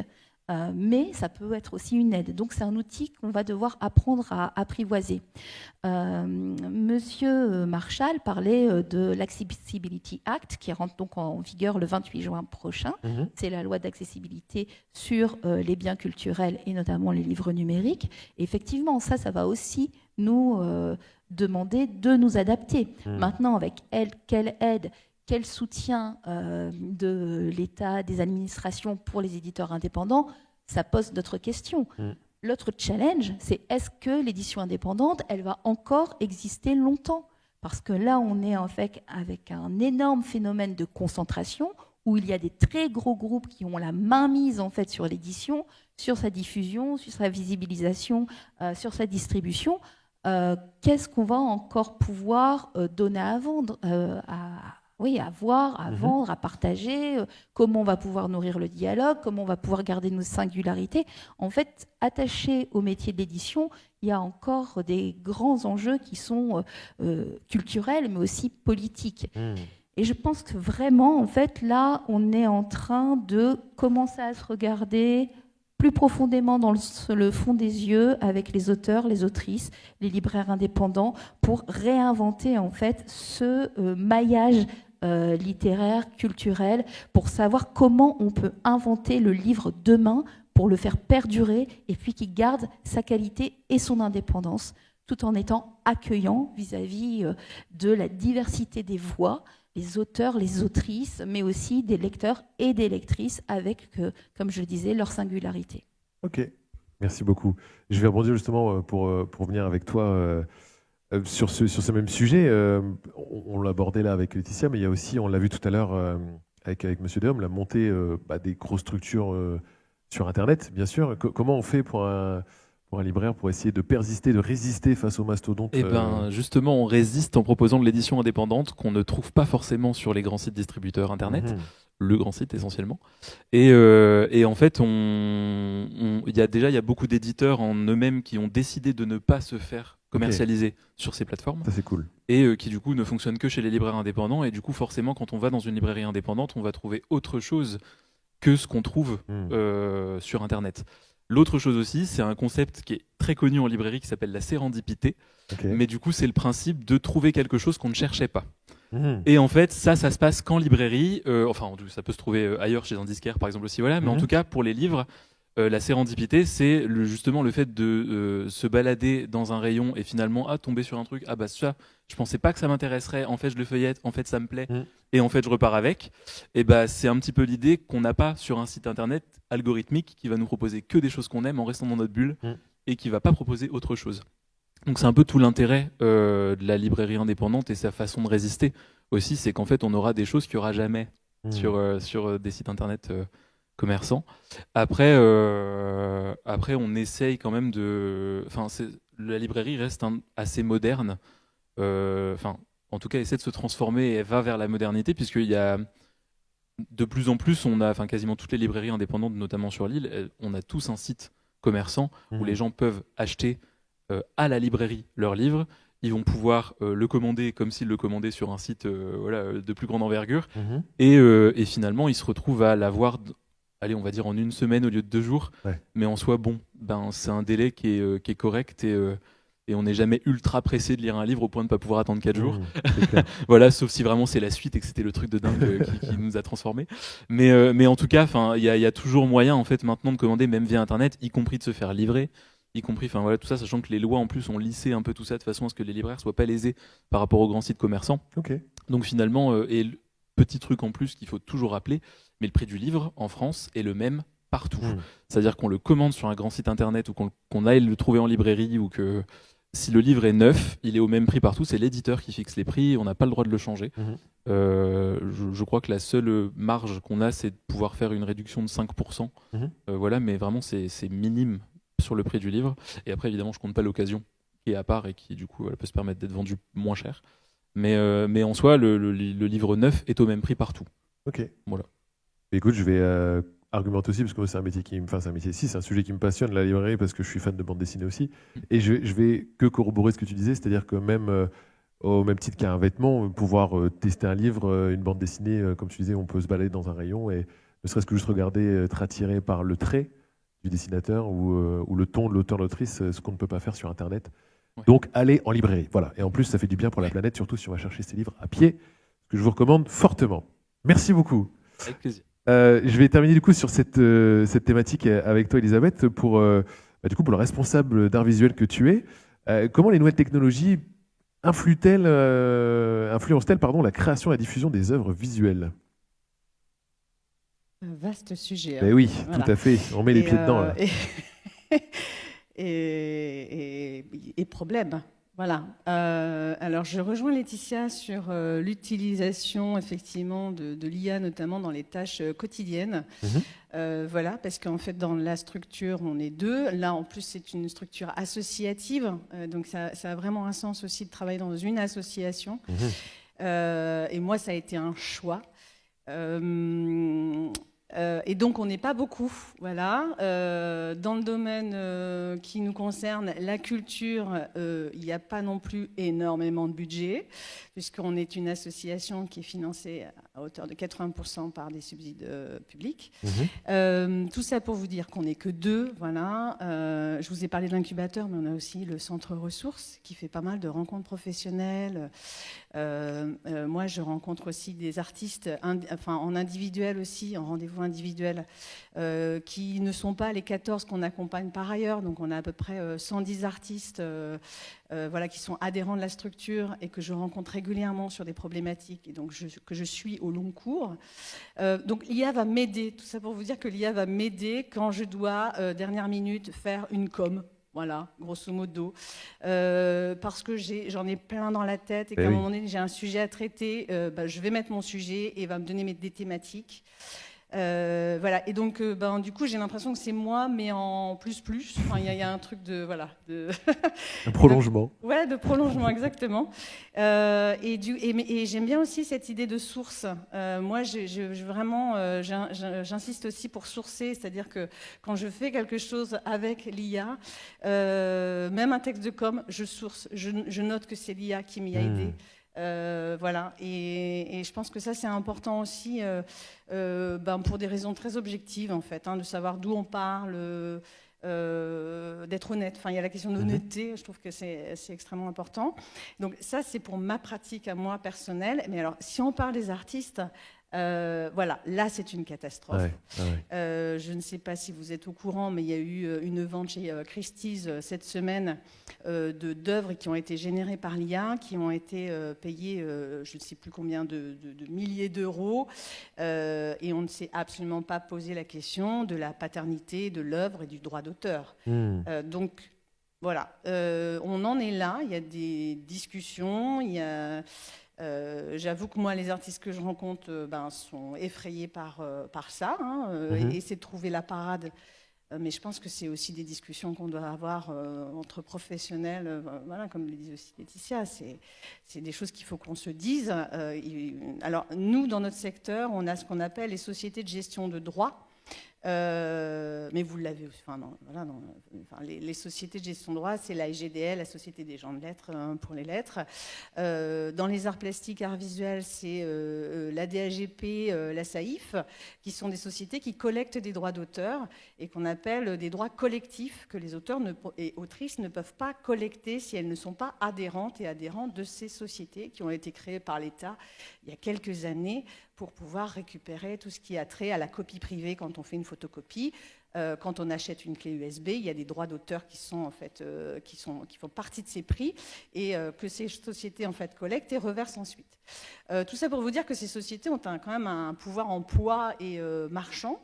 Et quand on parle d'économie et d'économie du secteur art plastique, on voit en fait en général ceux qui discutent sont plutôt des gros. Voilà, et ces sociétés font partie des gros et sont en train de discuter sur des droits qui pourraient revenir aux auteurs, mais alors c'est encore très, très balbutiant, quoi. Donc il y a une vraie crainte. Je sais effectivement qu'il y a des applications qui existent pour déterminer et voir les œuvres originales quand il y a une fabrication de l'IA, etc. C'est des choses qui commencent à être connues, diffusées, mais je pense qu'il manque vraiment, encore une fois, un texte, quelque chose qui cadre les choses exactement, parce que, on va sûrement en venir, mais voilà, le métier d'artiste, auteur, autrice, que sont les dessinateurs, illustrateurs, plasticiens, plasticiennes, photographes, etc., ils sont hyper précaires. Voilà, et ils sont à la source. Donc c'est tout à l'heure je parlais d'écosystème, c'est ça. C'est qu'en fait, non seulement ils sont précaires dans leur système économique professionnel, mais aussi au niveau du grand public, ils ne sont pas connus. Enfin, cette partie-là, elle est complètement invisibilisée. Et donc, nous, à notre petite échelle, la question, c'est aussi de leur permettre, eux, de se concentrer sur leur travail, qui est la création, la production, de les soutenir sur tout ce qui est la partie administrative, gestion, comptable, communication, relations publiques, et d'essayer, dans des cercles plutôt professionnels, de faire reconnaître en fait leur métier dans le cercle professionnel, mais aussi public, c'est-à-dire que le grand public, on est abondé d'œuvres, on est abondé de créations, mais l'œuvre existe, mais le créateur, le travailleur, en fait, il est invisibilisé et il n'est pas forcément reconnu. Donc il y a des choses qui changent quand même à ce niveau-là. Hier, on a fait une rencontre justement avec les syndicats. Et donc il y a quand même des mouvements et j'espère que ce régime va être, c'est un régime social du coup, qui va être refondé et qu'on va aller vers un salariat, parce que je pense qu'il y a aussi cette notion-là qui est importante. Pour pouvoir sécuriser, oui. Ouais. Merci pour ta franchise en tout cas sur ce sujet, parce qu'en effet c'est quelque chose qui est là, qui est présent et il faut en parler. Les amis, le temps file encore une fois, donc on va arriver à la fin déjà de ce deuxième plateau, mais pour terminer, je vais vous proposer le même exercice que sur le plateau juste avant. Si vous auriez un conseil ou un message à donner à un jeune qui souhaite devenir éditeur, libraire ou faire partie des métiers d'artiste visuel, ce serait quoi? On commence avec toi, Laetitia? La curiosité. Je pense que c'est le mot qui aura traversé peut-être tous les plateaux, mais là, je rencontre beaucoup de jeunes qui pensent l'édition, mais dans un genre hyper précis, parce que c'est le genre qu'ils adorent, le genre qu'ils lisent, qu'ils échangent sur les réseaux sociaux, qu'ils prescrivent à leurs amis, etc.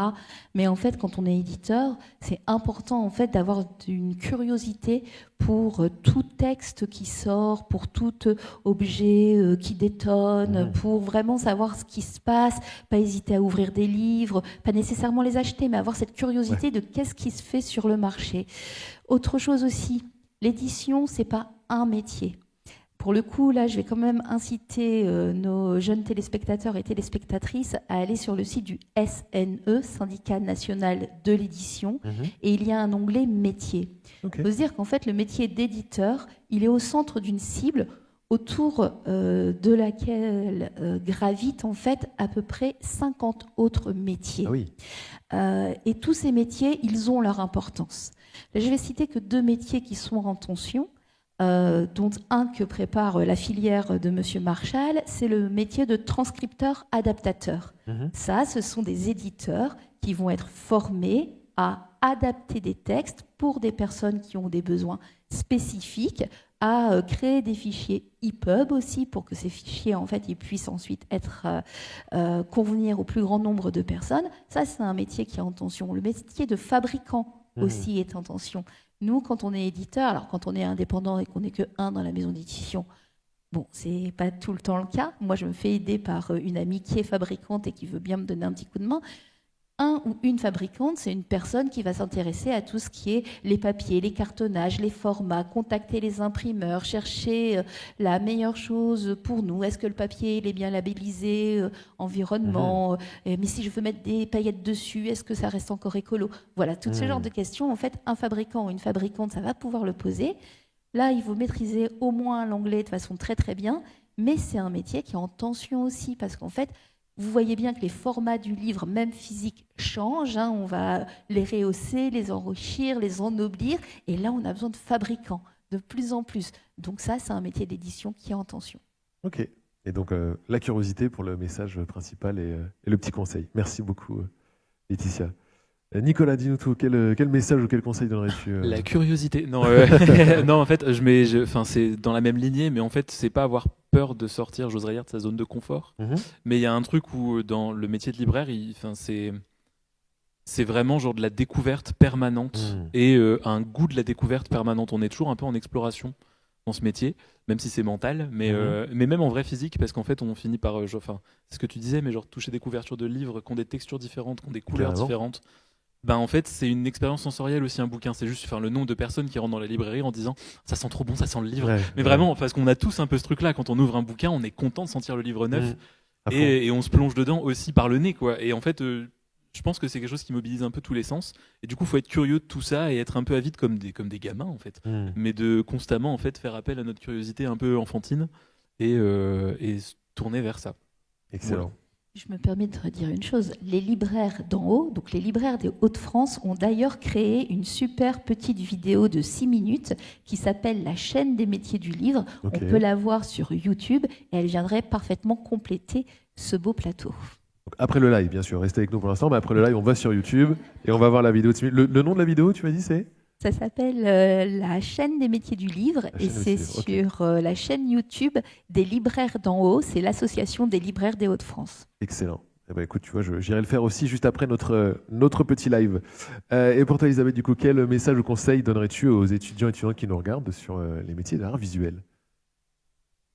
Alors, je ne sais pas trop, parce que moi, j'ai pas fait de cursus dans ce domaine-là au départ. Moi, j'ai fait un cursus en sociologie. Et du coup, à un moment donné, je me suis juste, j'ai juste observé mon environnement. Et il y a un truc que j'ai trouvé formidable, c'est la création, la culture, qui renvoie à plein de valeurs différentes. Et je pense que c'est juste s'écouter. Et c'est vrai que d'avoir des chemins de traverse, aussi se faire confiance, découvrir. Je suis assez d'accord sur le discours qu'il y avait eu juste avant. Oui, je trouve ça. En fait, il faut se nourrir. Il y a besoin de se nourrir. Il y a besoin de se questionner et de sentir aussi. Je pense qu'à un moment donné, ça devient une évidence, la nécessité. Voilà. Donc moi, mon parcours, en fait, je l'ai pas programmé. En fait, c'est vrai que je me serais pas dit, tiens, dans X années, tu seras là. Et pourtant, j'ai traversé le spectacle vivant, le théâtre et toutes ces autres, activités. Et ça fait un tout. C'est cohérent, voilà. Et au bout d'un moment, ça fait une synthèse. Je pense qu'il y a peut-être autre chose aussi qu'on peut se dire, c'est que dans nos 3 métiers, finalement, il y a une dimension peut-être qu'on ne voit pas souvent chez l'éditeur. C'est la dernière chose que je dirais, c'est le dialogue. Et en fait, c'est vraiment important qu'on dialogue les uns avec les autres.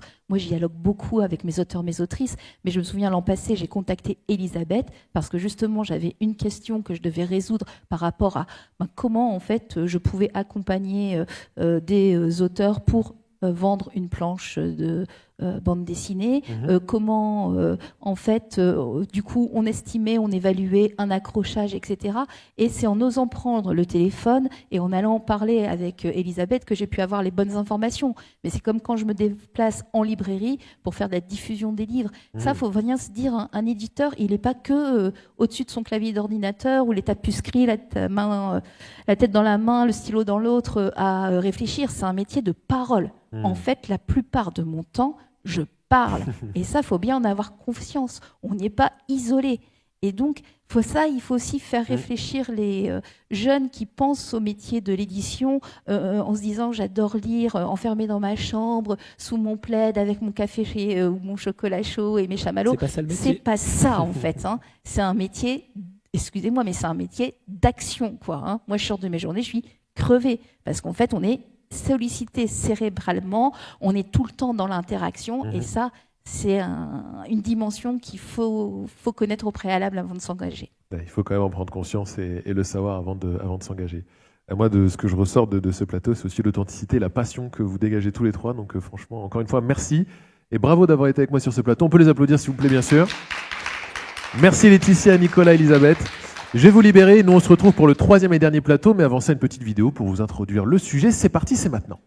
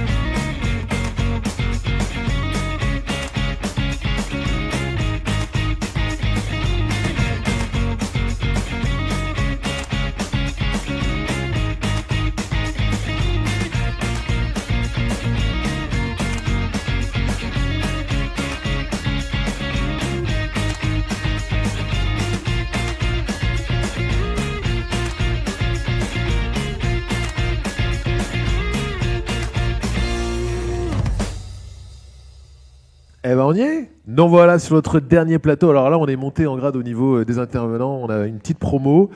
C'était 2 invités, 3 offerts. Donc on est à 5 sur le plateau, ça fait bien plaisir. Alors là, on va parler de la vie des étudiants. Les étudiants ULIL. Donc là, un sujet qui va aussi vous intéresser, bien sûr, les amis qui vous nous regardez en ligne toujours. Donc n'hésitez pas, si vous avez des questions, surtout, on est là pour y répondre. On va se faire un petit tour de table, comme sur les 2 premiers plateaux. On va commencer à ma droite, donc je vais te laisser démarrer, Marie, si tu veux bien, et nous dire ce que tu fais comme formation, et puis voilà, nous en dire un petit peu plus sur toi. Moi, je m'appelle Marie, et je suis actuellement étudiante en licence professionnelle bibliothèque et documentation. Ok, trop bien. Merci d'être avec moi sur ce plateau. Et à côté de toi, c'est Habib. Oui, bonjour tout le monde. Moi, c'est Habib. Je suis en licence 3, sciences de l'information et du document, à l'Université de Lille. Université de Lille. Ok, super. Merci d'être avec moi, Habib. Et donc, à ma gauche, on va commencer avec toi. Donc, Noémie. Donc, moi, je suis Noémie Auburtin. Je suis en 3e année de BUT Information, Communication, Parcours, Métier du Livre. je me suis spécialisée donc en cette 3e année dans l'édition. Ok, trop bien. Moi, c'est Chloé. Je suis en master MEF documentation, donc master d'enseignement à l'INSPE de Lille. Ok, merci d'être là également. Et on va terminer avec toi, Félix. Eh ben moi, c'est Félix et je suis étudiant en M1 en littérature de jeunesse. Ok. Voilà. Bah, merci à tous d'être avec moi sur ce plateau pour clôturer ce sujet sur les métiers du coup de la librairie et de la bibliothèque et du livre. Et du coup, je vous posais une première petite question que je vais vous poser à chacun. Vous allez pouvoir répondre brièvement, bien sûr. Qu'est-ce qui vous a motivé à choisir cette formation, en fait? Je propose qu'on commence avec toi, Marie, si tu veux bien. Qu'est-ce qui t'a motivé à choisir la formation dans laquelle tu es? Est-ce que tu peux nous rappeler d'ailleurs la formation que tu es en train de faire en ce moment? Je suis en licence professionnelle bibliothèque et documentation, parcours management des bibliothèques. Et ce qui m'a motivée à choisir cette formation, c'est que juste avant, j'ai fait un DUST, métier des livres et bibliothèque et documentation, donc Okay. comme on a pu le voir au tout début. Et donc après le DUST, on avait la possibilité de soit tout de suite travailler ou alors continuer nos études. Et c'est ce que j'ai fait. Je n'avais pas vraiment envie de travailler tout de suite. Donc j'ai décidé d'aller dans la continuité en licence professionnelle. Je te comprends. Si tu peux travailler le plus tard possible. Non, je plaisante, bien sûr. Très mauvais conseil. Petite question, je suis dire, est-ce que c'était quelque chose que tu avais anticipé, la formation dans laquelle tu es du coup, depuis toujours, ou c'est venu un petit peu comme ça par hasard au fil des études? Pas du tout. Alors, au début, je voulais juste faire le DUST parce Ok. que c'était court en Bac+2, ça m'allait très bien. Et c'est vraiment à la fin du DUST, quand j'ai appris que les inscriptions pour la licence professionnelle étaient ouvertes, en fait, je me suis dit, non, en fait, je préfère continuer les études et je me suis renseignée. Et l'aspect management des bibliothèques m'a beaucoup attirée. Donc, Ok. j'ai tout de suite changé d'avis et au final, ça me plaît beaucoup. Trop cool, trop bien, bah, ça fait plaisir. Même question pour toi, Habib. Est-ce que tu peux du coup me dire ce qui t'a motivé à choisir ta formation? Est-ce que tu peux nous rappeler la formation dans laquelle tu es d'ailleurs? Alors, moi, je suis en sciences de l'information et du document. Et ce qui m'a... Bon, il faut dire déjà, en venant dans cette formation, j'étais venu un peu par hasard parce que je voulais aller faire la communication et je n'ai pas été accepté en com. Donc, c'était en première année, c'était au Bénin. Donc, j'ai découvert, c'est pas comme ça que j'ai découvert la filière. Et ce qui m'a le plus motivé ou ce qui m'a le plus convaincu et que je suis resté, c'est que j'ai vu qu'il y a pas mal de débouchés après la licence. Il y a pas mal de débouchés. Il y avait, et bien vrai que j'ai pas pu faire l'accord, mais je vois aussi que c'est un métier qui était au carrefour de tout ce qui est marketing, communication, information. Et du coup, c'est quelque chose qui me plaît beaucoup. Et j'ai vu que le métier aussi évolue avec le numérique. Ok, on en parlera un petit peu après justement, donc ça c'est parfait. Je te solliciterai à ce moment-là. Pour toi du coup, Noémie, dis-nous tout. Donc moi, je suis arrivée dans les métiers du livre parce qu'au début, donc, j'ai fait une première année de licence à Strasbourg de sciences de la vie. Et donc je me rendais compte que ingérer toute la journée un contenu scientifique hyper compliqué, non vulgarisé, c'était déjà d'une part assez égoïste parce que il y avait que nous qui pouvions écouter ça et avoir des informations là-dessus, alors qu'il y a toute une population qui aurait envie d'avoir ces informations. Donc je me suis dit qu'en fait, j'étais pas du tout à ma place et que je préférais non pas avoir ces informations pour moi seule, mais les partager. C'est pour ça que j'ai trouvé un moyen de les partager. Le livre, cet objet qui transmet depuis toujours des connaissances. Et donc c'est pour ça que je me suis réorientée dans les métiers du livre et plus particulièrement dans l'édition pour le partage. Excellent, beau parcours, mais non, magnifique, belle réflexion. Pour toi du coup, Chloé. Alors moi, je suis arrivée dans ma formation totalement au hasard. On parlait de sérendipité tout à l'heure, c'est un peu ce qui m'est arrivé justement. J'ai un parcours un peu atypique. J'ai changé en cours d'année directement et en fait au final, j'ai découvert le métier de professeur documentaliste et je me suis rendu compte que c'était ça que je voulais faire et donc je suis restée tout simplement. Trop bien. Eh ben écoute, tu le transmets déjà avec passion aussi. Donc on va continuer sur cette table ronde après, mais pour l'instant on va savoir pourquoi Félix est parti dans cette formation et qu'est-ce qui t'a motivé, mon Félix? Alors, moi, je viens d'une licence de lettres modernes, où j'ai fait mes 3 ans, où j'étais ravi. Et je me suis orienté d'abord vers un master, le master de Monsieur Marchal, l'édition numérique. Mais j'hésitais quand même avec le master littérature de jeunesse. Et la vie a fait que je me suis orienté vers le master littérature jeunesse. Alors, je dirais pas par hasard, puisque pour moi c'est arrivé comme ça, mais je sais pas, il y a eu un truc qui m'a attiré et je suis très heureux maintenant. Ouais. Excellent. C'est une continuité, mais il y avait quand même, voilà, c'était comme tu dis, c'était pas du hasard, c'était. C'est ça. Il y avait un truc qui m'a attiré et je pense que c'était le moment d'y aller, donc j'ai foncé. Ok. Bah justement, est-ce que tu peux nous dire, quelle a été ta première impression, toi, quand tu es arrivé dans cette formation? Est-ce que ça a confirmé le fait que voilà, ça t'intéressait, que tu t'es dit, ok, je me suis pas trompé, je pars là-dedans, ou peut-être autre chose, peut-être quelque chose qui t'a un peu déstabilisé, où tu as découvert des trucs, où tu t'y attendais pas? Ah non, complètement. Moi, j'ai été complètement. Ça m'a donné envie de continuer encore plus. Et c'était. La première impression, c'est assez étrange, mais on pourrait se dire qu'en master de littérature de jeunesse, c'est assez enfantin et qu'on est moins sérieux que les autres. En tout cas, c'est ce qu'on pourrait dire. Ouais. Alors que pas du tout. Je voudrais dire qu'on est des grands enfants. Ou en tout cas, on a les pieds sur terre, mais la tête dans les étoiles. Je dirais ça comme ça. Voilà. Excellent. Une âme d'enfant dans un corps d'adulte, quoi. Bon, le corps d'adulte, je sais pas, mais en tout cas. J'avoue, quand je l'ai sorti, je me suis peut-être un peu emballé. J'oublie que vous êtes beaucoup plus jeune que moi, et ça fait mal à mon ego. C'est pas la question du jour. Enfin, merci de ta franchise en tout cas, Félix, ça fait trop plaisir. Est-ce qu'il y en a un de vous, autre que Félix d'ailleurs, qui voudrait réagir à ça? La première impression que vous avez eue en entrant en formation, est-ce que ça a confirmé ce que vous étiez venu chercher? Ou est-ce que peut-être vous avez été surpris par quelque chose, ou peut-être dérangé même? On est là pour parler franchement, donc... Si je peux me permettre. Bien sûr. Donc moi, je suis dans un BUT information, communication, parcours métier du livre, spécialisation édition.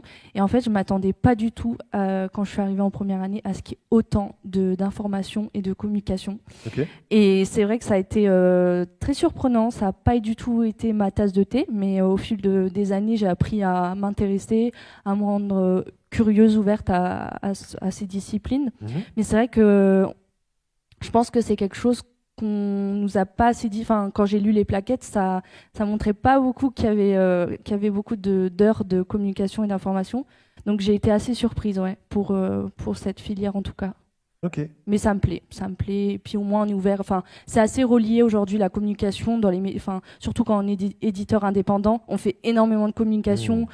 Comme Laetitia Vénia l'a dit, on est tout le temps en train de dialoguer avec les différents acteurs du monde du livre. Donc finalement, le transfert d'informations, le transfert de dialogue, il est présent, il est omniprésent. Donc il faut savoir bien s'exprimer et finalement c'est très important.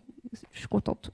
Trop bien. Mais c'est hyper positif parce que c'est quelque chose du coup où tu as été un peu surprise de manière peut-être un peu négative au départ et finalement tu dis que au fil de l'eau, au fil des années, c'est quand même quelque chose qui s'est intégré pour toi plutôt naturellement et puis aujourd'hui j'imagine que c'est un peu une force aussi d'avoir ces compétences acquises. Donc bravo. Est-ce que quelqu'un d'autre veut réagir sur ce sujet?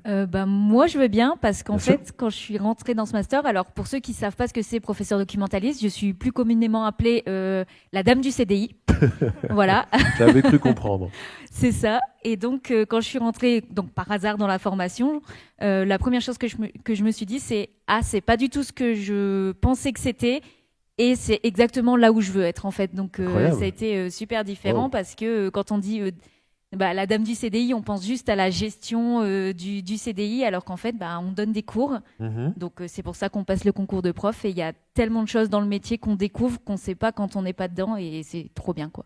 Ok, intéressant. Donc, tu donnes des cours aussi, du coup Oui, en fait, quand on est professeur documentaliste, on donne des cours en sciences de l'info et de la communication, du coup, et aussi des cours dans tout ce qui est éducation, médias et à l'information. Ok, excellent.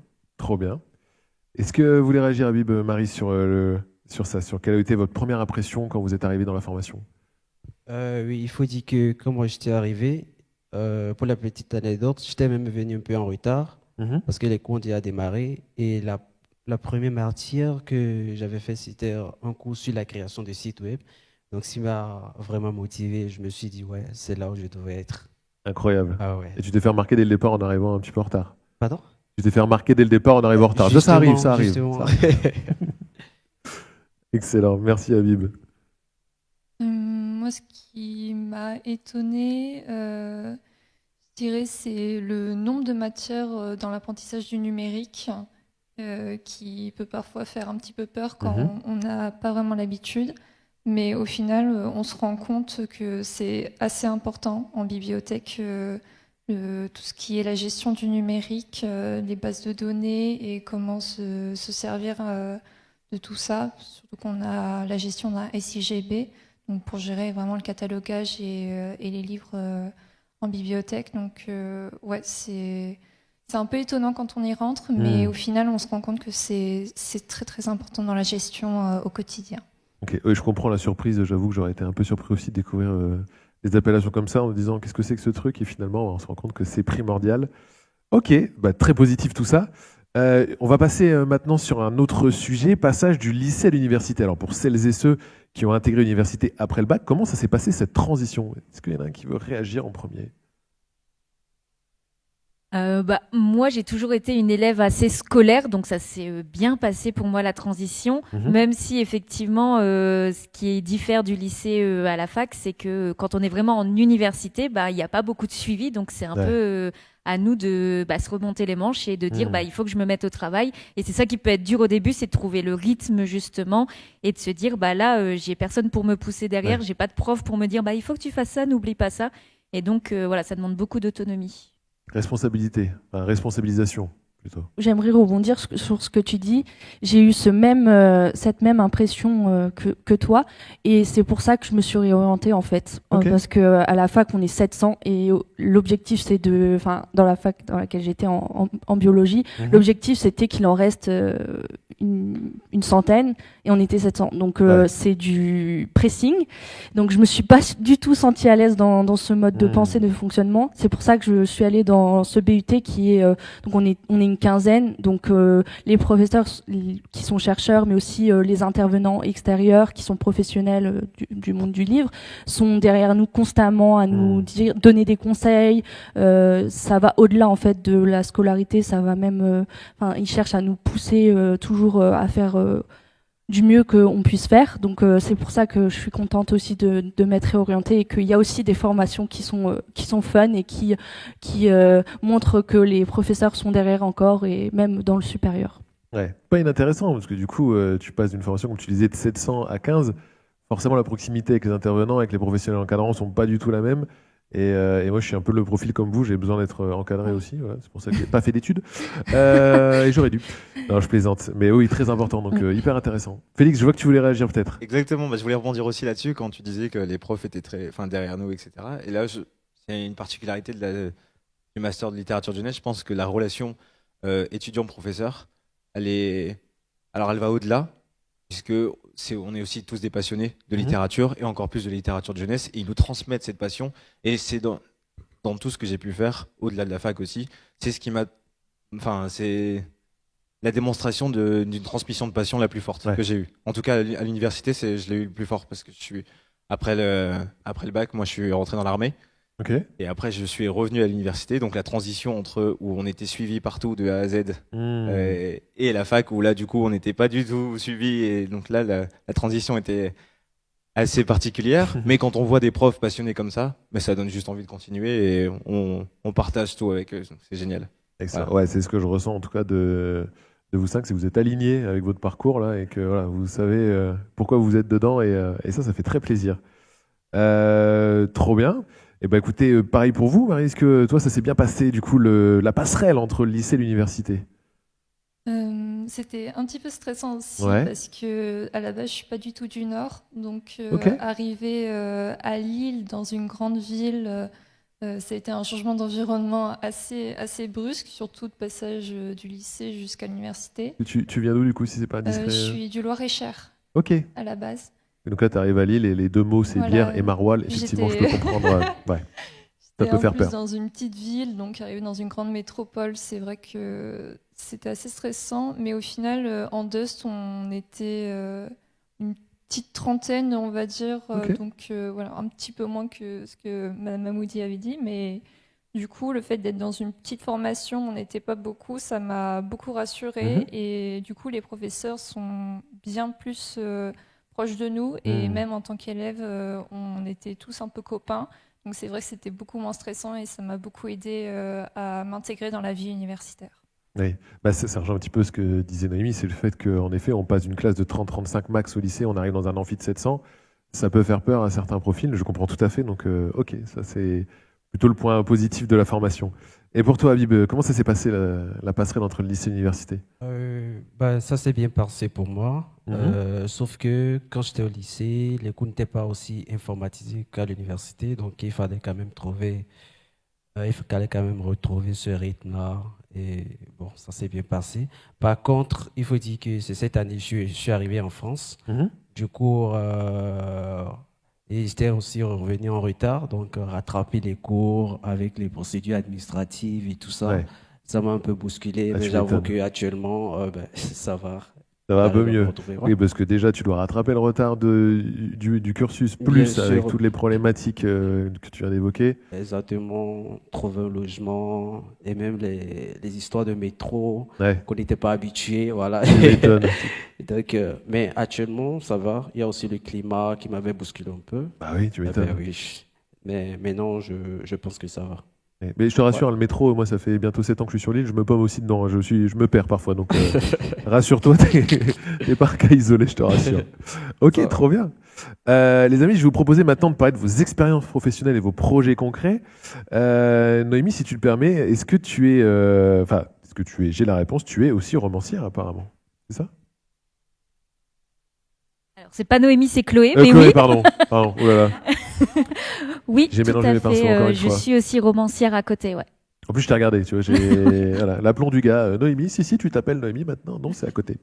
Ok, t'es romancière depuis 7 ans. Depuis 7 ans. T'as déjà 7 romans publiés, c'est ça? Alors, j'en ai 5 de publiés, mais j'en ai 2 qui sont là actuellement sous contrat d'édition et qui vont être publiés cette année, justement. Ok. Et comment, du coup, tu gères tout ça, cette double activité, entre guillemets, entre le cursus plus le fait d'avoir ce métier à côté, quoi? Alors, c'est compliqué. Ça demande de beaucoup s'investir et de savoir gérer bien son temps. Mais en fait, comme je dis souvent, je suis autrice comme d'autres jouent au foot ou regardent des séries Netflix, et que c'est avant tout une passion qui s'est professionnalisée au fur et à mesure. Mais en fait, quand d'autres vont aller jouer au foot ou vont regarder une série Netflix, moi, je vais écrire. Et donc, c'est sur mon temps libre et mon temps perso. Donc, c'est comme ça que je gère ça. Ouais, les choix doivent être bien remplis quand même. Oui.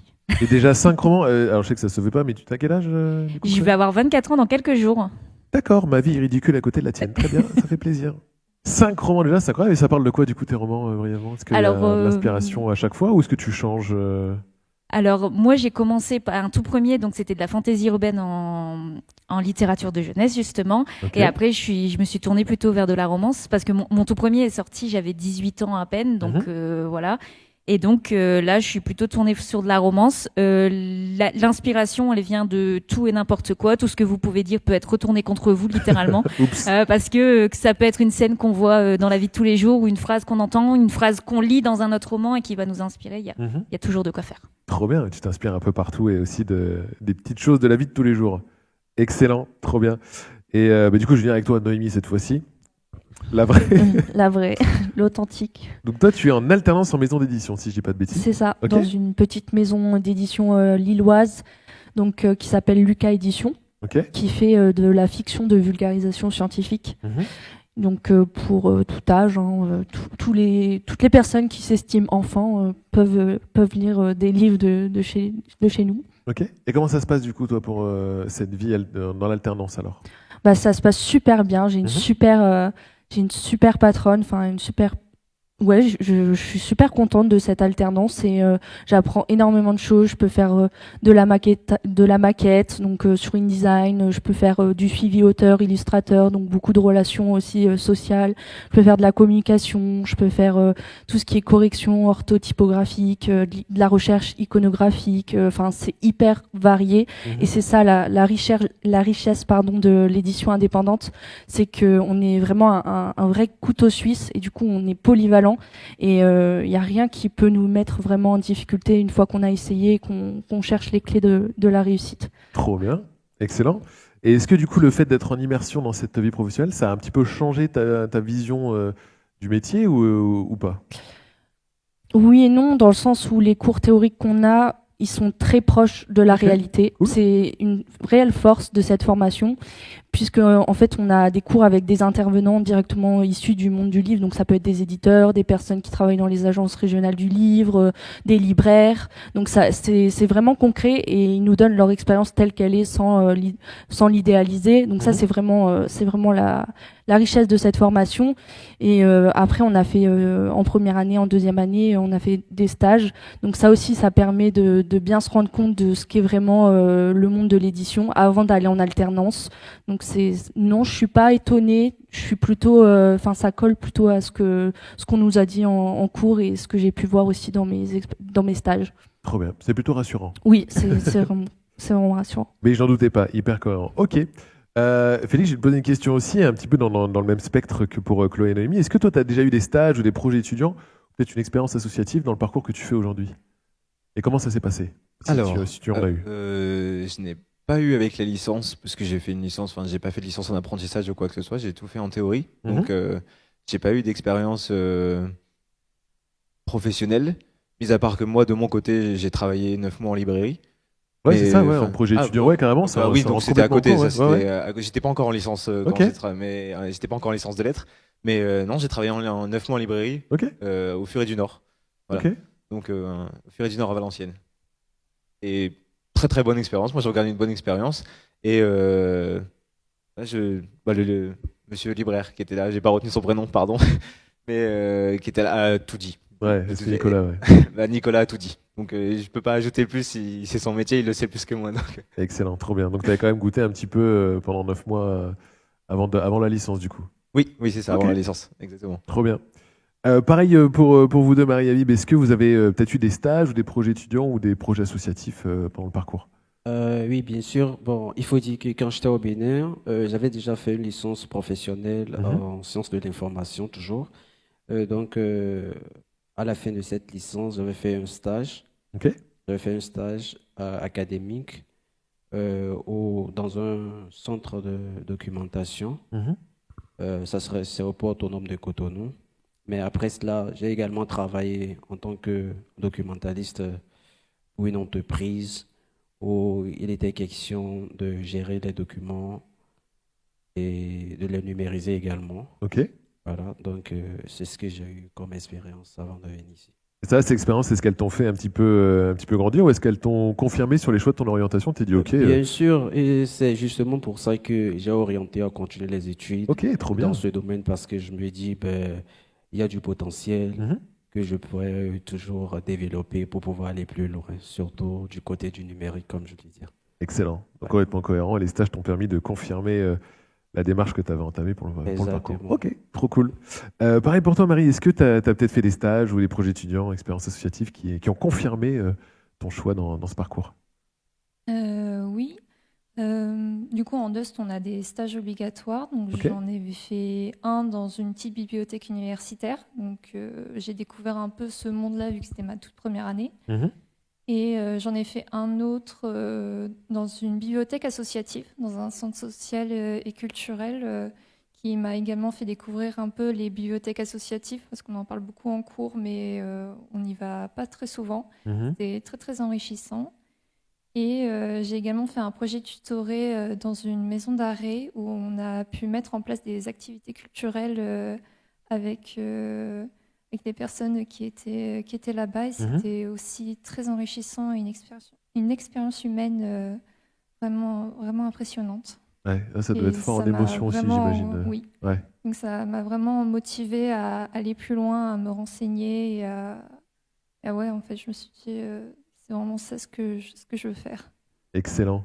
Les amis, on arrive déjà à la fin de ce plateau. Moi, ce que je retiens, c'est que vous donnez beaucoup de sens à votre parcours et aussi aux spécialisations dans lesquelles vous êtes partis. Donc déjà, bravo pour ça, parce que c'est pas évident de trouver son parcours et de savoir que c'est le bon. Donc bravo à vous toutes et tous.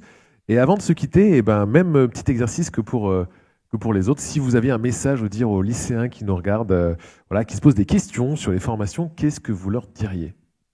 Alors moi, je dirais que le métier de professeur documentaliste, c'est un métier auquel on pense pas du tout de base. On tombe souvent, moi j'en ai parlé avec mes camarades qui sont aussi tombés un peu par hasard dedans, mais en fait, ça convient parfaitement aux personnes qui sont touche à tout, qui veulent continuer à apprendre toute leur vie, parce que moi, si je pouvais rester sur les bancs de la fac toute ma vie, je le ferais parce que j'adore apprendre. Donc, si vous voulez continuer à apprendre tout le temps, que vous êtes touche à tout, que vous voulez jamais tomber dans la routine, bah, c'est un métier qui est fait pour vous, quoi. Ok, trop bien. Merci beaucoup, Chloé. Félix, dis-nous tout. Moi, je dirais encore une fois le maître mot d'aujourd'hui, c'était curieux. Mais c'est être curieux, avoir une sensibilité à la littérature, encore plus à la littérature de jeunesse, pour ce qui est pour nous. Mais bien sûr. C'est ça, c'est faites appel à l'enfant qui est en vous, mais pas l'enfant au terme péjoratif. Bien sûr. Mais vraiment l'enfant et la sensibilité de l'enfant qu'on a tous en nous, et foncez. Excellent, très bon conseil. Merci beaucoup. Moi, je dirais ne pas avoir peur d'aller auprès des gens, parler avec eux, poser des questions, parce que moi, c'est ce qui m'a vraiment appris beaucoup de choses aussi, au-delà des cours théoriques et de mes expériences professionnelles. Je suis allée aussi en salon du livre, festival, donc des manifestations littéraires. J'ai participé aux assises de l'édition indépendante pour en apprendre davantage sur les conditions économiques, structurelles de l'édition indépendante, très intéressant. Donc j'ai posé des questions, j'ai aussi donc assisté à des conférences. Donc il faut vraiment ne pas avoir peur de prendre un train, d'aller assister à tout ça, d'aller voir les professionnels qui sont super contents qu'on leur pose des questions, qu'on s'intéresse à eux.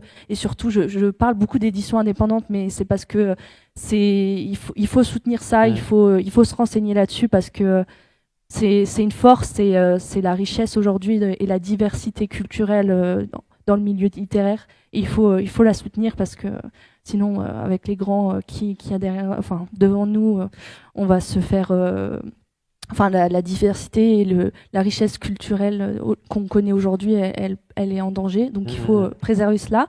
C'est pour ça que j'en parle beaucoup. Et voilà, donc ne pas hésiter à être sociable en fait. Voilà. Très bon conseil. Pas hésiter à être sociable, c'est beau, c'est bien. On n'entend pas ça souvent. Et soutenez les libraires indépendants aussi, les petites maisons d'édition. Non, c'est très important. Ouais, tu as raison de le dire, complètement. Je suis tout à fait d'accord avec toi. Merci beaucoup, Noémie. Marie, du coup, si tu aurais un message à dire aux lycéens qui nous regardent et qui se posaient des questions peut-être sur ces formations, ce serait quoi ? Je vais reprendre un petit peu les mots que mes camarades ont dit. C'est vraiment être curieux et ne pas hésiter à aller voir les professionnels. N'hésitez pas à faire des stages, aller à la rencontre des bibliothécaires de votre ville ou même en bibliothèque universitaire, parce que on a tous un petit peu, moi y compris au tout début, des a priori ou des petits clichés entre guillemets sur les bibliothécaires, comme quoi je veux bosser en bibliothèque parce que j'aime pas les gens. Bah non, en fait, c'est totalement l'inverse. Et voilà, c'est vraiment aller à la rencontre des professionnels, ils pourront vous renseigner et vous enrichir sur ces métiers-là. Et donner les clés importantes dont tu parlais, en effet, on peut vite Exactement. être surpris de la réalité de la chose. Ok, très très bon conseil. Merci beaucoup, Marie. Et pour toi, Habib, alors ? Alors, par rapport à tout ce qui a été dit, moi, je vais ajouter juste, s'ils veulent venir en documentation ou pour les métiers du livre, d'avoir le goût pour le numérique, parce que les clichés qu'on a toujours reçus des métiers de documentation, c'est juste les livres. C'est pas seulement du classement des documents des livres, c'est aussi du numérique, parce que le métier, ça évolue du coup, qu'il ait vraiment du goût au numérique et qu'il soit curieux comme on l'a toujours dit. Bien vu. Et l'appétence pour le numérique, on n'en a pas parlé en effet, mais il ne faut pas l'oublier, ça fait aussi partie des métiers en pleine évolution. Exactement. Ok, trop bien. Eh ben, les amis, un immense merci. J'ai été ravi de vous accueillir sur ce plateau, vous avez été incroyable. On peut les applaudir s'il vous plaît.